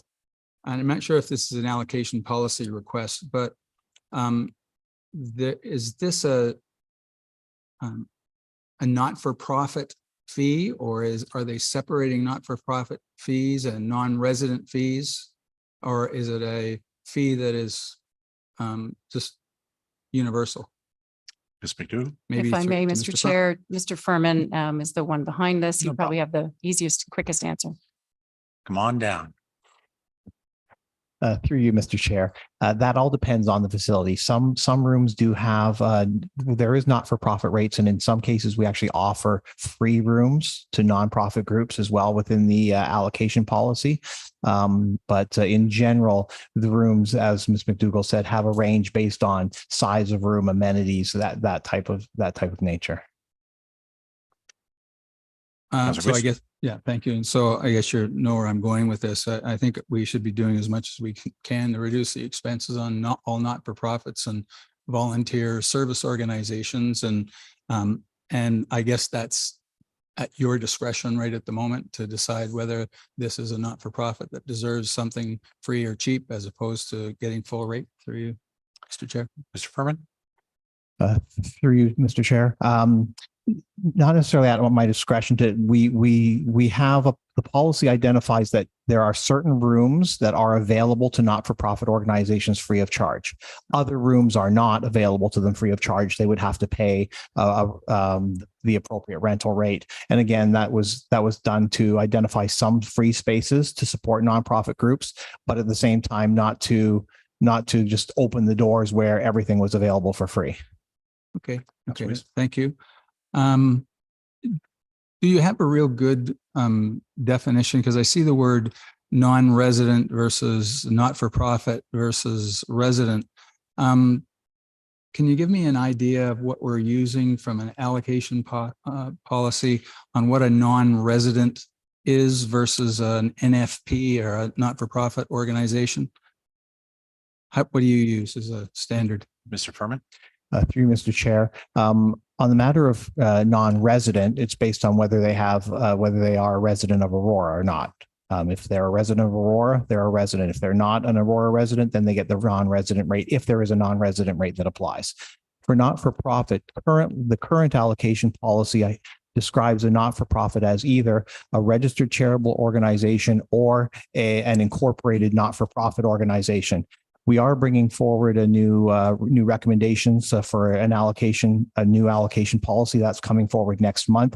In that policy, we're recommending that definition be broadened to include organizations that may not meet those above two requirements, but operate in the spirit of a nonprofit, which would then be identified through staff evaluation. For example, there are some nonprofit sport organizations that are not charitable organizations, of course. They've also not gone to the trouble, administration, and expense of incorporating as a not-for-profit, but they do operate as a nonprofit, whereas at the end of the year, they may have $100 left over. They're not making money. So that would enable staff to identify those groups as operating as in the spirit of non-for-profit, so that we could extend them the not-for-profit status as well.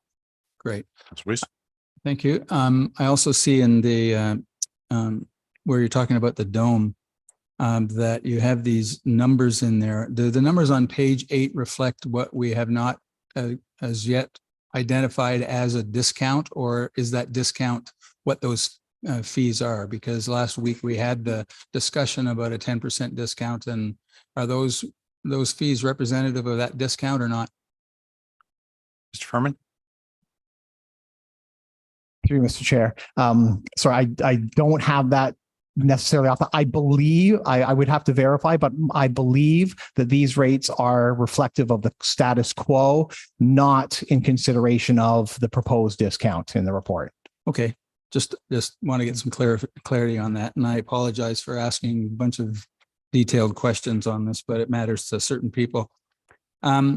Additionally, I'm interested in seeing the comparators that were suggested at GC. So page 8 is important in this regard. It was stated that in the report that revenue was well above target.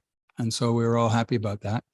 Do these numbers seem to reflect our current rates? So the numbers that you have there for the dome, are they reflective of our current rates that we have right now that are creating this increased revenue and this higher than normal forecast? Mr. Furman. Through you, Mr. Chair. The numbers in the other report where I recommend the 10% discount, those numbers that are forecast for next year include are based on the proposed discounted rate. So the discount was factored into the numbers that were in the forecast included in that report. Okay. All right. Thank you. That makes sense to me. And I just wanted to make sure it was, because it would be different if we're using different sets of numbers. And I guess my last comment, if I'm allowed to make it, is that if the dome is making a really good revenue stream, as you suggested has been from the testimonial information you gave, we'll see that, I guess, at council. Is it not something that you could consider to reduce the fees for all of the people who participate in the dome, rather than single out one or two organizations? Because essentially all those people who are renting that space are contributing to the profit that we get from it. It's just a matter of trying to be a little more equitable amongst all those people who use the dome. So it's a comment. I don't know whether you will take it and use it or not, but I think based upon the forecast that you gave last week, it seems like it's a reasonable thing, because we know when fees go up, that it's passed on to the parents, and when parents have additional fees, then we know participation rates go down. So I think it's one of those equitable things, and trying to be as inclusive as we can of people, particularly those that don't have financial means. So it's just a comment for me to make to you to see if you can think about that. Thank you, Councillor Weiss. Thank Councillor you. Gardner.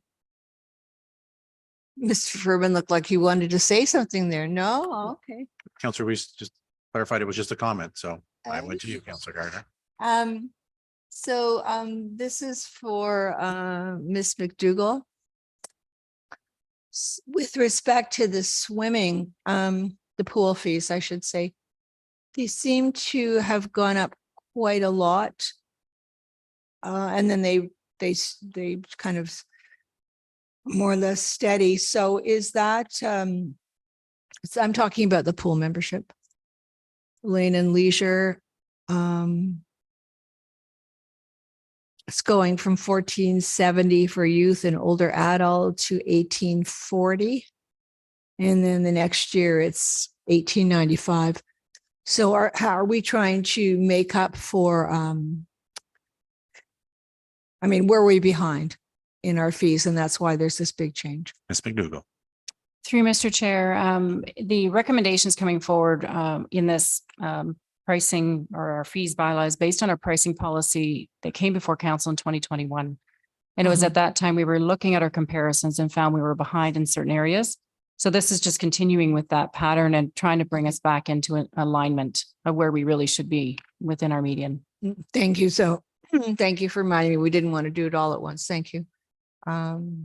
What happens if a youth or older adult comes to the reception area and says, is there any help with the fees? What would be told to them? Ms. McDougall. Through Mr. Chair, the town has a subsidization program, but we also work with a Sport Aurora, their All Kids Can Play program, Canadian Tire Jumpstart program initiative. There's a variety that we can point to that pertain and deal with different age categories, qualifications that might be suitable to supplement a fee for somebody that needs assistance. Thank you. Is that information readily available to our staff so they can just give it out to the? Ms. Thank McDougall. you. Through Mr. Chair, yes, they do have that at the desks as well as it's on our website. Councillor Gardner. Thank you very much. And I'd just like to say, generally, your staff at the reception areas in all of our buildings are very good. Thank you. Any further comments or questions? Seeing none, all those in favor? Motion carried. We'll now move on to 9.3 pickleball opportunities update. Can I get a mover? The staff recommendation, Councillor Gillen, Councillor Weiss. Any comments or questions? Councillor Gillen. Thank you, through you, Mr. Chair, to Ms. McDougall. Thanks so much for the report. I know you sent this, you gave me the heads up that this was coming. I was happy to see some of the initiatives that we are planning on putting forward for the future budgets and this one as well. It's a shame that there was no third parties that were willing to have a temporary solution. I felt that, there's some opportunity there. So to all the other pickleballers out there, no, there are no parking lots that we can set up on just so we can settle that debate. I was really impressed with the Fleury Park proposal. I would suggest proposing an increase of courts. I think that if there's a huge amount of space there that we can accommodate, I think with the tournament that was a Crown something or other I think they converted those tennis courts to 10. And if we were to put the same footprint down there, we could certainly attract a lot of tournaments. And just again, like this is sports kind of growing out of control, I guess you could say, but for good reason. And if we can attract some tournament play there, whether it's even with external people, but also our own inter-county club tournaments or just play at different levels. There's been a lot of people who are constantly asking me for, I would like a beginner level league. I'd like an intermediate level league. So people are talking leagues now and they want to place themselves appropriately. And by having sufficient amount of courts, and if we are planning to put something there, I think we should do it right. Since we have that space, we have the bathrooms, we have the parking lot.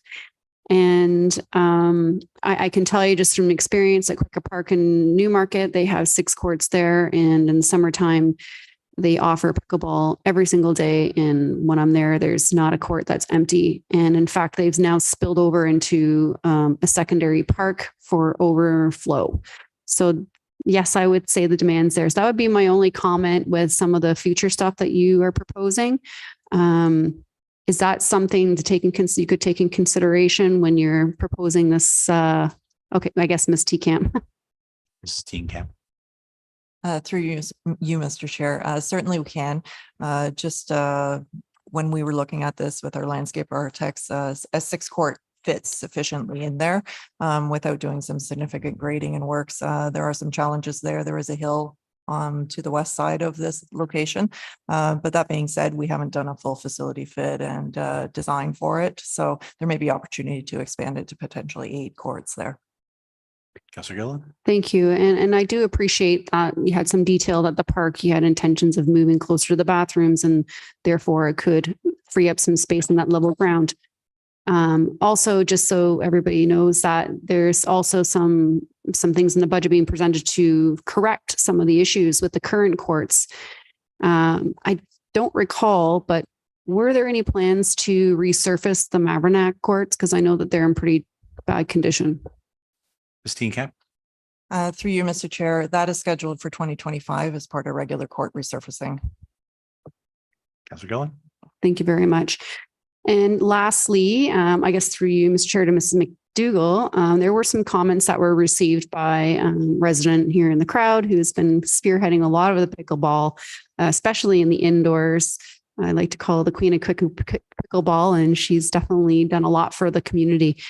Are we planning on increasing some of the indoor level of play or offering that? Is that something we can consider for indoor as per the email? Ms. McDougall. Through you, Mr. Chair, I know our staff are looking at wherever we can, finding any voids that might be available to fill them, and pickleball tends to be the first pressure point to serve. I know that Franco and his team are looking at where we can. The challenge is we don't have our additional gymnasium yet. So indoor is difficult with only our one AFLC opportunity. As noted in the report, with feedback, we will have a spring session, mini leagues happening on the ice pad at the SARC. The ACC site was not a desirable, we didn't have access to it till hotter into the summer. People preferred to be outside. So likely that won't be a repeat. We'll do the SARC for sure, but not ACC. Programming levels, definitely heard the feedback. I've passed that along to Franco regarding how we offer our leagues and our mini sessions, to consider offering them more by level as well. So again, I think we'll do as best we can with the space we have available to us at this time. We're all eager for the SARC gymnasium to be open, but right now we're dealing with a limited available time. Thank you, through Mr. Chair. And just a final note and comment, first comment, I think I missed the button on signing up for indoor myself because it filled up so fast. Any opportunity to limit it to Aurora residents with a certain amount of time first, and then open up to the general public to allow people in our own community to have first dibs for the indoor, since we are very limited? Is that a possibility? Through you, Mr. Chair. Yes, in fact, I would believe that is how that is handled for that league. Typically, residents get a whole week in advance to register. If spaces are available at the end of the week, non-residents, it opens up to non-residents. I can verify that and send you an email to confirm that that is how that was handled. But already for the leagues, yes. I know the suggestion from Ms. Snape was to consider our drop-ins the same way. And that has been referred to staff for consideration. We haven't gone that far usually, but we've never usually had an issue with drop-ins maxing out. So that is something that I've asked staff to consider requiring it, but it'll have to be well promoted, because drop-ins tend to be, we're driving in and they'll be turned away. It could be difficult. So we will work towards something of that nature. Councillor Gillen. That's great. Thank you. Councillor Gardner. Thank you, Mr. Chair. I'm looking at page 4, and it says there were minimal concerns regarding volume noise level from pickleball reported to staff through user feedback survey.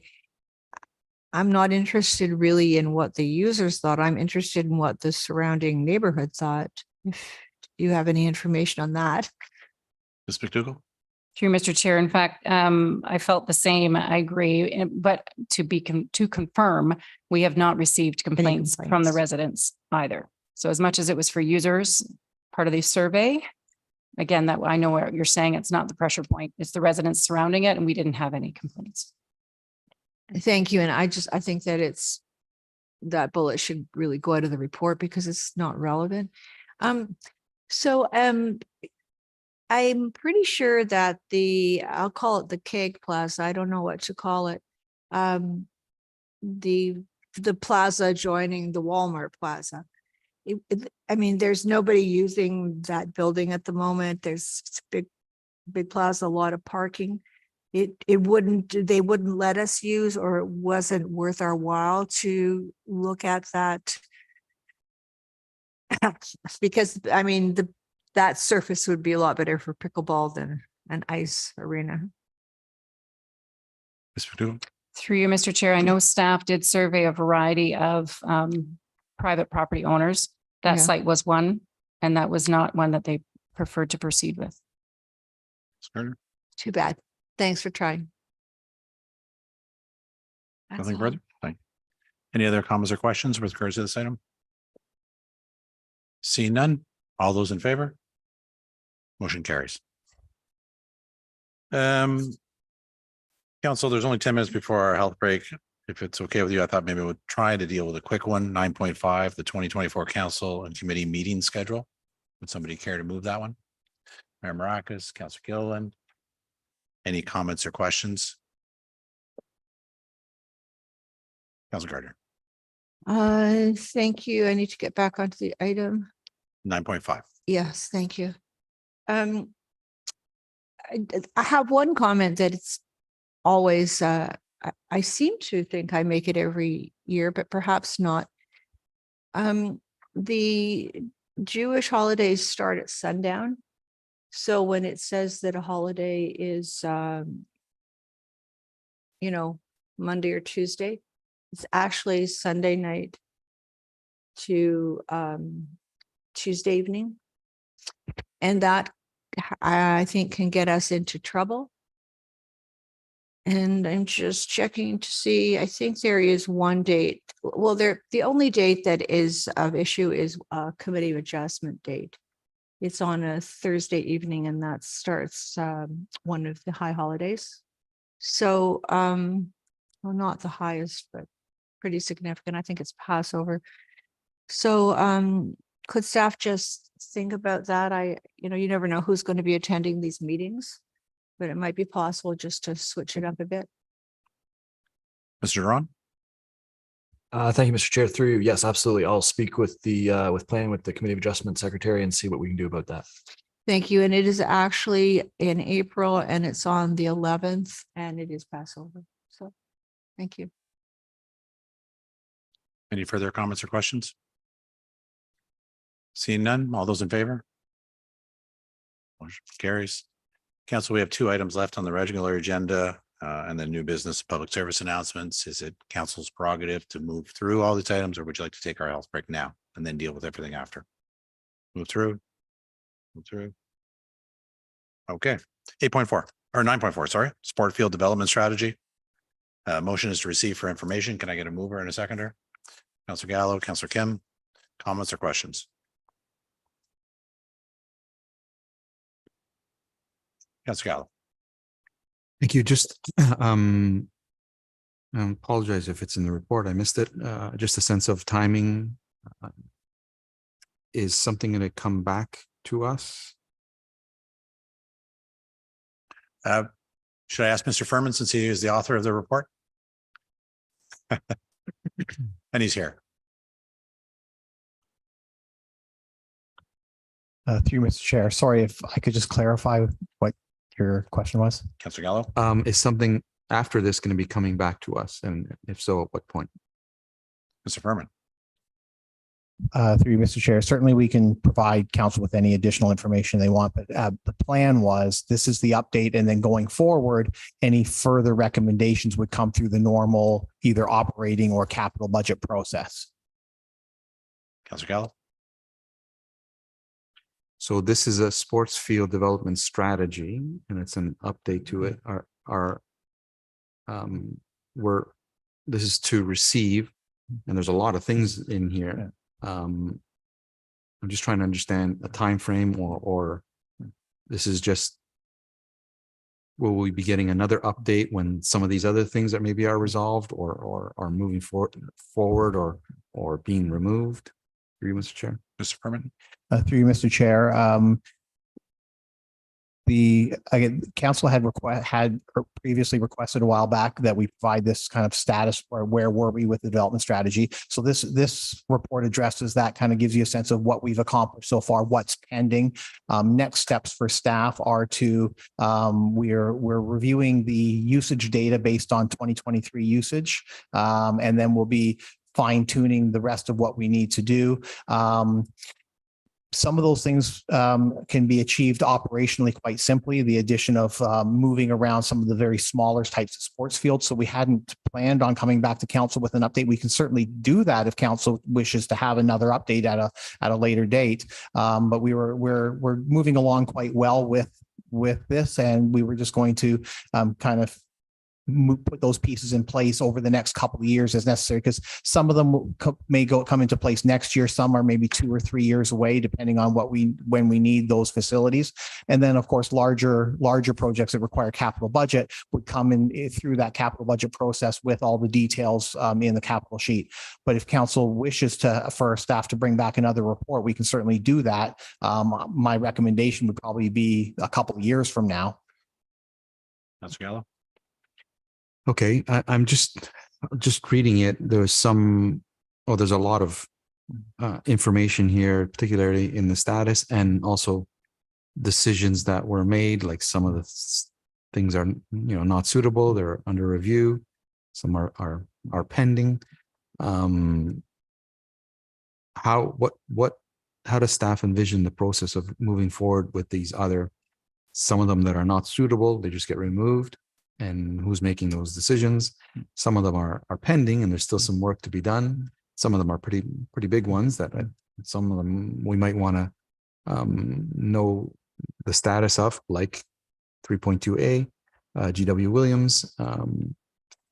There's, further discussions with the York Region District School Board to determine whether or not we can have access to the fields. Mr. Furman. Through you, Mr. Chair, as anything major like that would have to come back to council for further discussion as a standalone item anyway, which is how staff would plan to proceed on that. It's the smaller items that really don't require capital investment and are more just logistical in nature, moving a field from here to here, small ones that don't have a significant budget impact.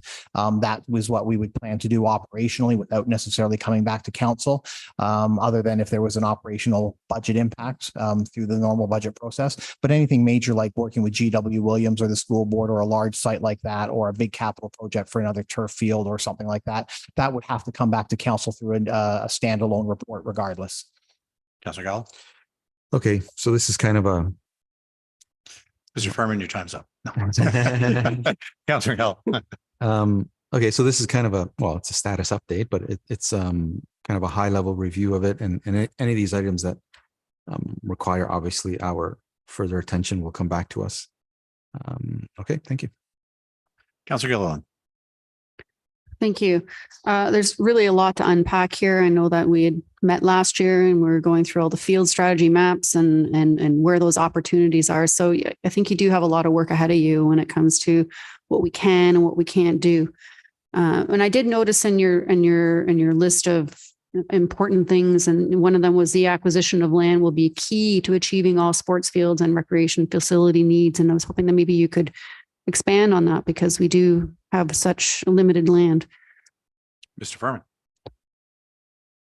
Through you, Mr. Chair. Yes, we believe that we can resolve a lot with existing resources, but if we were to try to do everything that was on this list, or including the Parks and Recreation Master Plan recommendations, such as more pickleball, or another hardball diamond is a pressing need. That's a good example because we do not own a piece of land where we can place another hardball diamond right now. So that cannot move forward without the acquisition of new land. So it depends, whether there's the recommendation for another recreation center, for example, is another one that, while it's not part of the sports field development strategy, it certainly can impact sports fields through the fact that it requires land. So we've put all of that into one kind of big table here for you.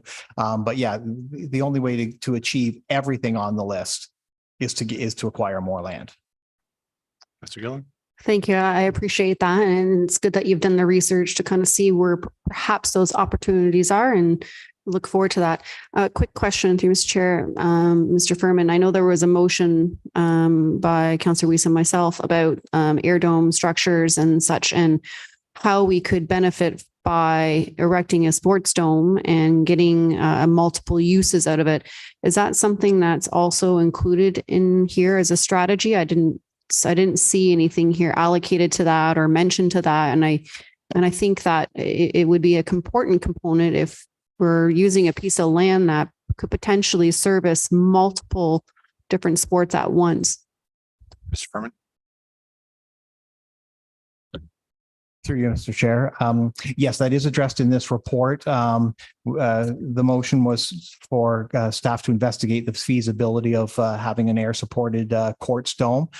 Certainly, what we've identified in the report is that based on our experience both here in town with the soccer dome, with the Maryland Red Rivers Tennis Center, and through our knowledge with other municipalities, yes, it's certainly quite feasible to come into either a fully public courts dome, a public-private partnership, or any number of ways of operating it. The big stuff, the step that we can't overcome, and it's the important first step, is land. We have looked at existing land, and we do not have a site that is suitable for a courts dome. So again, that would be a perfect example of what falls under that umbrella of the need to acquire new land. Thank you. And I'm assuming through that acquisition, it could allow you to perhaps mahjong a couple of field strategies in order to accommodate a sports dome that would give us those extra services, correct? Mr. Furman. any land that we do acquire, we could then certainly look at what would be the best utilization of that land, come forward to council for recommendations. Obviously, the final decision, of course, would be directed by council, but that's where, you know, we would identify what could or could not fit within a particular parcel of land. It's great. Thank you. Councillor Gardner. Thank you.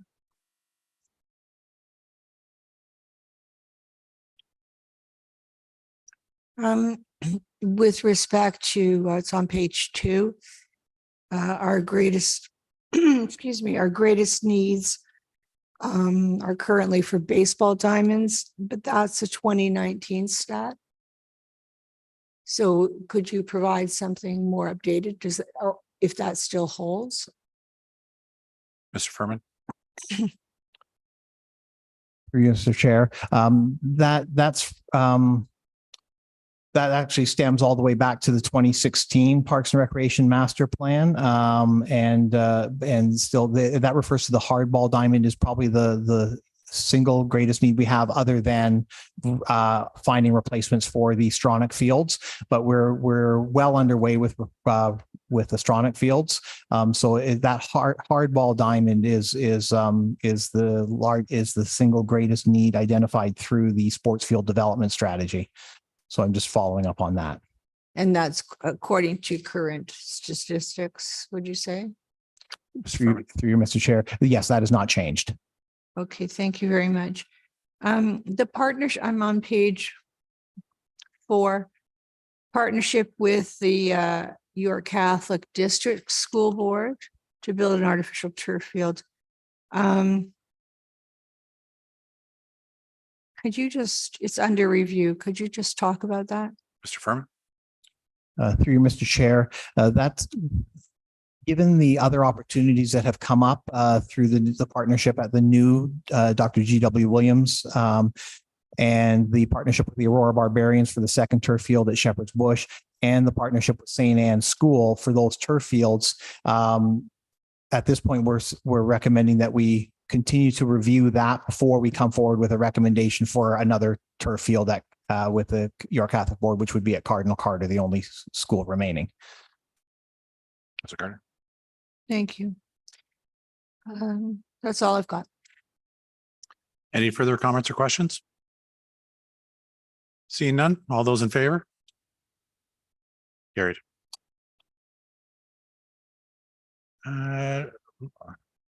Last item is the interim forecast update 9.6. Can I get a motion to receive for information?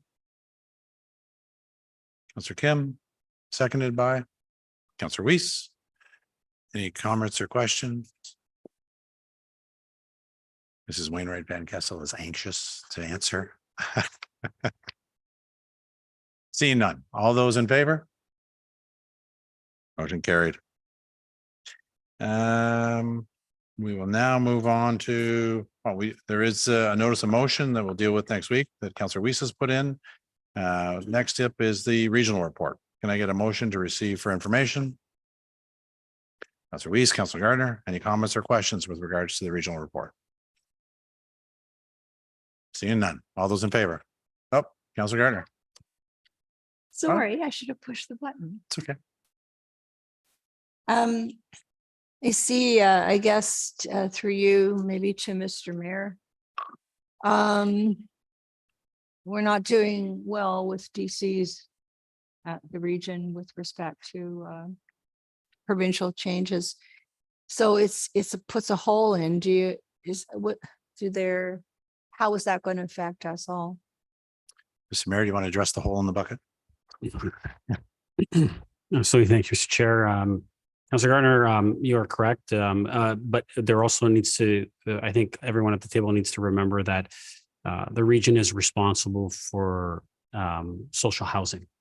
And that is the component that the majority of these funds are essentially speaking to, because as we know, the regulations on the bill haven't come out, but they did, as part of that bill, eliminate being able to charge DCs for housing, which is the region's responsibility. So essentially, what would that equate as far as for our town's portion? We're essentially 5% of anything at the region. Councillor Gardner.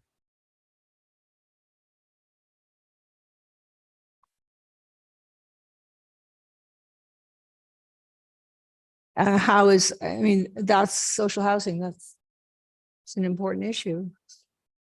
So thank you.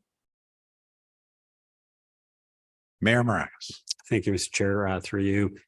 Councilor Gardner, absolutely. Social housing is vitally important to every community. And I think that, I think some of the steps that not only the federal government through their Housing Accelerator Fund that they're looking at providing to municipalities, but also some of the things that AMO is working with the province in regards to that bill and looking at before those regulations come out to have those conversations and ensure that these types of shortfalls will not occur. And if they do occur, that we are made whole.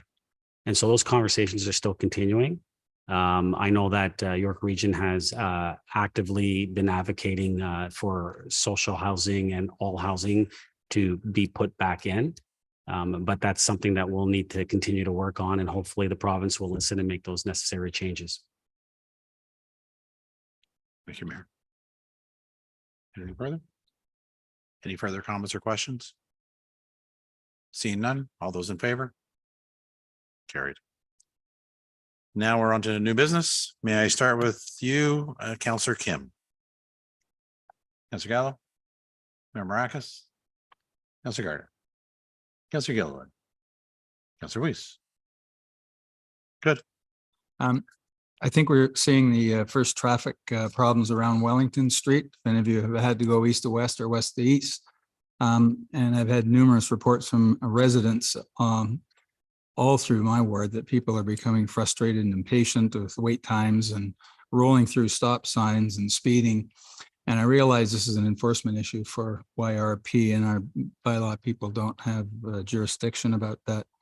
But what I'm wondering, perhaps through you, Mr. Chair, to Mrs. Di Rosario, are there plans underway in advance of this track construction that we're anticipating with as more problems with traffic flow? Do we have some plan in place to do something related to bylaws and bylaw enforcement and communication, perhaps? I don't know where it stands, but Might be easier for Mr. Ramono to speak to what mitigation plans there may be for when. super. Through you, Mr. Chair. So I think Councilor Weiss, you're speaking to, I think the Metrolink started some of the works with the second installation, the second track on Friday. And I know Friday and Monday I experienced it as well. Wellington west of the track was essentially closed down because they were digging a trench, I think, for some of the electrical conduit under Wellington. So we think that those shutdowns, I think we've probably seen the worst of it for now, but they are moving forward with the second track construction. We'll continue to be in communication with them. They did put up signage with respect to, any concerns. They had their own hotline, but I mean, all we can do is continue to work with them to make sure that they give us updates with respect to when they are going to start some of this major work that will require some lane closures. Thank you. The next thing is I had a Ward 1 meeting and last night, and a number of the residents are getting concerned about the 2, 3, and 4-wheeled vehicles that are being seen on our sidewalks as well as our streets. And I know we went through a bylaw for the Sarit a while back, and I'm just wondering if we have any plans for enforcement of what goes on, particularly on our sidewalks, because we've had a couple of near incidences and safety with respect to older people particularly, but it's not limited just to older people. So I'm just wondering about some bylaw enforcement around this. And I'm not even sure we have bylaws that are appropriate for that kind of thing. Ms. Desario. Thank you. Through you, Mr. Chair. I don't think council passed a bylaw. I think there was a motion for from Mayor Maracus about when the regulations do come out for the 3-wheeled vehicles to implement some pilot program. Having said that, I can look into what type of enforcement we can do at this moment, if anything. They shouldn't be on our sidewalks if we don't have a bylaw in place. And I will talk to our manager of bylaw services about that. Great, thank you. The next one, it has to do with windrows, our favorite topic. And it looks as though it's getting positive responses, and that's great. But a question has arisen regarding those who are elderly and infirm having difficulty of getting to the in-person applications at both the GOC and Town Hall. And those who have made it in have reported it's very smooth and it's efficient, very courteous. So I want to thank everybody for doing that. But perhaps through to you, Mr. Chair, to Ms. Teenkamp, has there been any direction or discussion about providing a proxy opportunity so infirm residents or those who are disabled can provide the requisite information to a trusted and identified relative or a friend so they can get this done? Ms. Teenkamp? Through you, Mr. Chair. Certainly, we haven't discussed a proxy system, but we've made accommodations for those who have reached out and have been unable to come in. They provided us with some information through email, and we've clarified that with them. Oh, great. So that's possible. Thank you. And finally, I ask you through you, Chair, if there are any plans for warming shelters. We're going to go into winter, and with the number of people that are out on the streets, and we may have some problems. I think it's probably going to be more prevalent than less. And so I'm just wondering if we do have any plans for warming shelters in our community should we get severe weather and particularly cold weather. Ms. McDougall? Through Mr. Chair, quite typically our facilities, the rec facilities are utilized as warming centers when we hit a threshold. And we usually act upon that based on York Region's threshold limit. Similar to our summer heat warnings, we get the winter cold warnings. So with that, we just do our promotion through communications to encourage those that need it to come with a respite over to our rec centers. As for overnight, we would refer back to York Region for support if there's other shelters for individuals that may need support overnight. But certainly for a lot of the hours during the busy days, they can use our recreation centers. Okay, thank you. I just wanted it recorded so everybody knew what was happening in advance of it happening. So thanks very much. Is that it for new business, Councillor Reese? That's it. Then can I start with you for public service announcements? Sure. The United Way kicks off their campaign on Wednesday with the lunch at the Armory. So, and that's going to be at noon. Also on Wednesday, the IOOF will be making a check presentation at the Aurora Food Bank for $245. And of course, the prayer breakfast is to be held at the Legion at 8 a.m. on Thursday of this week, both in person and virtual. And I'm pleased to announce on Sunday, October the 22nd, Sport Aurora will once again be presenting the Breakfast of Champions, where our local sport teams who have won provincial, national, or international championships will be there with their coaches and their parents. This year, it's moved to the shed out at York Region. So it's going to be a new venue, but the same old thing that we've done for the last, I think, 15 years or something like that. So I'll be able to give a report on that afterwards. So just wanted it to be known. Thank you. Councillor Gilliland? Thank you. A few things, I guess. Well, one, the windrow clearings, applications are now ready to be received. So aurora.ca/windrow, get those applications in. I believe the deadline might be December 1st.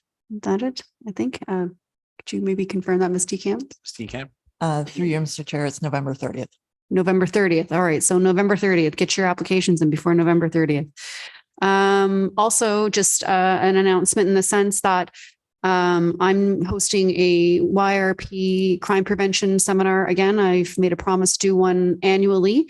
And this year I will be partnering with the Aurora Junior Tigers game night on November 18th. It'll be held at 6:30 p.m. There'll be an hour presentation and another half an hour for Q&A with a special unit called Operation Auto Guard. It's a special unit that has been formed to tackle the high thefts in auto. And also at this session, they'll be giving away some free Faraday bags. So this is going to be at the Aurora Community Center upstairs in the auditorium, and it's free for all residents to attend. So please mark your calendars on that. Also, I just wanted to put some highlights on, just give me a second here. Got to bring up my iPad again. The Hillary House, which is in Ward 2, they also have a very interesting event that's going on that I haven't seen before. It's Aurora's Haunted House, and it's geared toward audiences of 18 plus. So it's pretty cool. And that's October 21st. So you do have to get tickets. It's a 7 p.m. and a 9 p.m. So I guess there's 2 different sessions. So by all means, check that out on their website and you can buy some tickets for that. I think that's pretty great. And lastly, just I guess more on a serious note, after I talk about the fun things, I did kind of want to make a comment about all the unrest that's been going on in the world, especially in Gaza. It's absolutely frightening and it's horrible.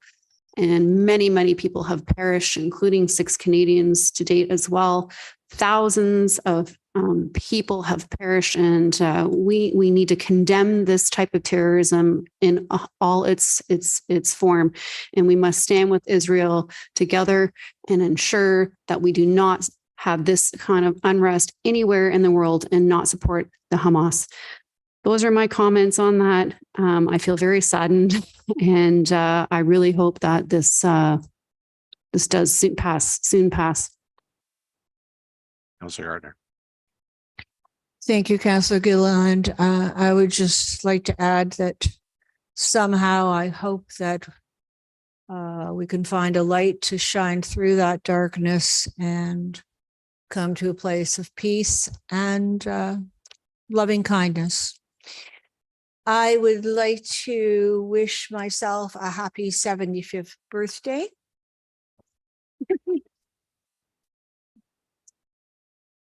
And I'm pleased to say I celebrated with, I gave a dance party for my family.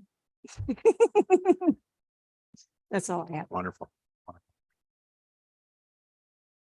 Oh, Mayor Maracas. thank you, Mr. Chair. If people don't know, we're embracing as a town treat accessibly. And we have an initiative this Halloween ensuring that every child can enjoy the magic of trick or treating. So anyone that is looking to learn how to participate and about this initiative and be more accessible for all our kids in our community, if they visit aurora.ca/treat accessibly, they can find out what needs to happen for you to get one of these signs and to be treated as a home that basically embraces every child to be able to visit their home. So I encourage everyone to please go check out the website. It's a great initiative, and I'm glad that we as a town are moving forward with this. Also, Aurora's Haunted Forest, presented by Healthy Planet on Saturday, October 28th, and it's perfect for those that want a good scare as well as family fun for the little ones. You can participate in the not so frightening crafts and games for the whole family at the Aurora Family Leisure Complex, then hop on the shuttle bus, which takes you to the enchanted Shepherd's Bush. Wristbands are $5 per person. And for more information on this spooktacular event, visit aurora.ca/haunted forest. Also, any parents, if any of your teens need community service hours, you can stop by the Aurora Family Leisure Complex on October 19th from 4 to 7 p.m. for our fall volunteer fair to speak with community organizations about current or upcoming opportunities. Teens can apply on the spot or sign up for an event or project taking place this year. And for more details on that, I encourage all parents to visit aurora.ca/youth events. The town is also looking for vendors with unique, one-of-a-kind and creative products for this year's Aurora Christmas Market. So join us at Aurora Town Park on the weekends of December 1st and December 8th. And for applications for anyone that would like to be a vendor, they can visit aurora.ca/Christmas Market. And lastly, there are now 2 little free art galleries in our town. This fun initiative celebrates arts and culture in Aurora and provides an opportunity for the community to enjoy and share art. Passersby are encouraged to take an art piece or leave one for someone else to appreciate.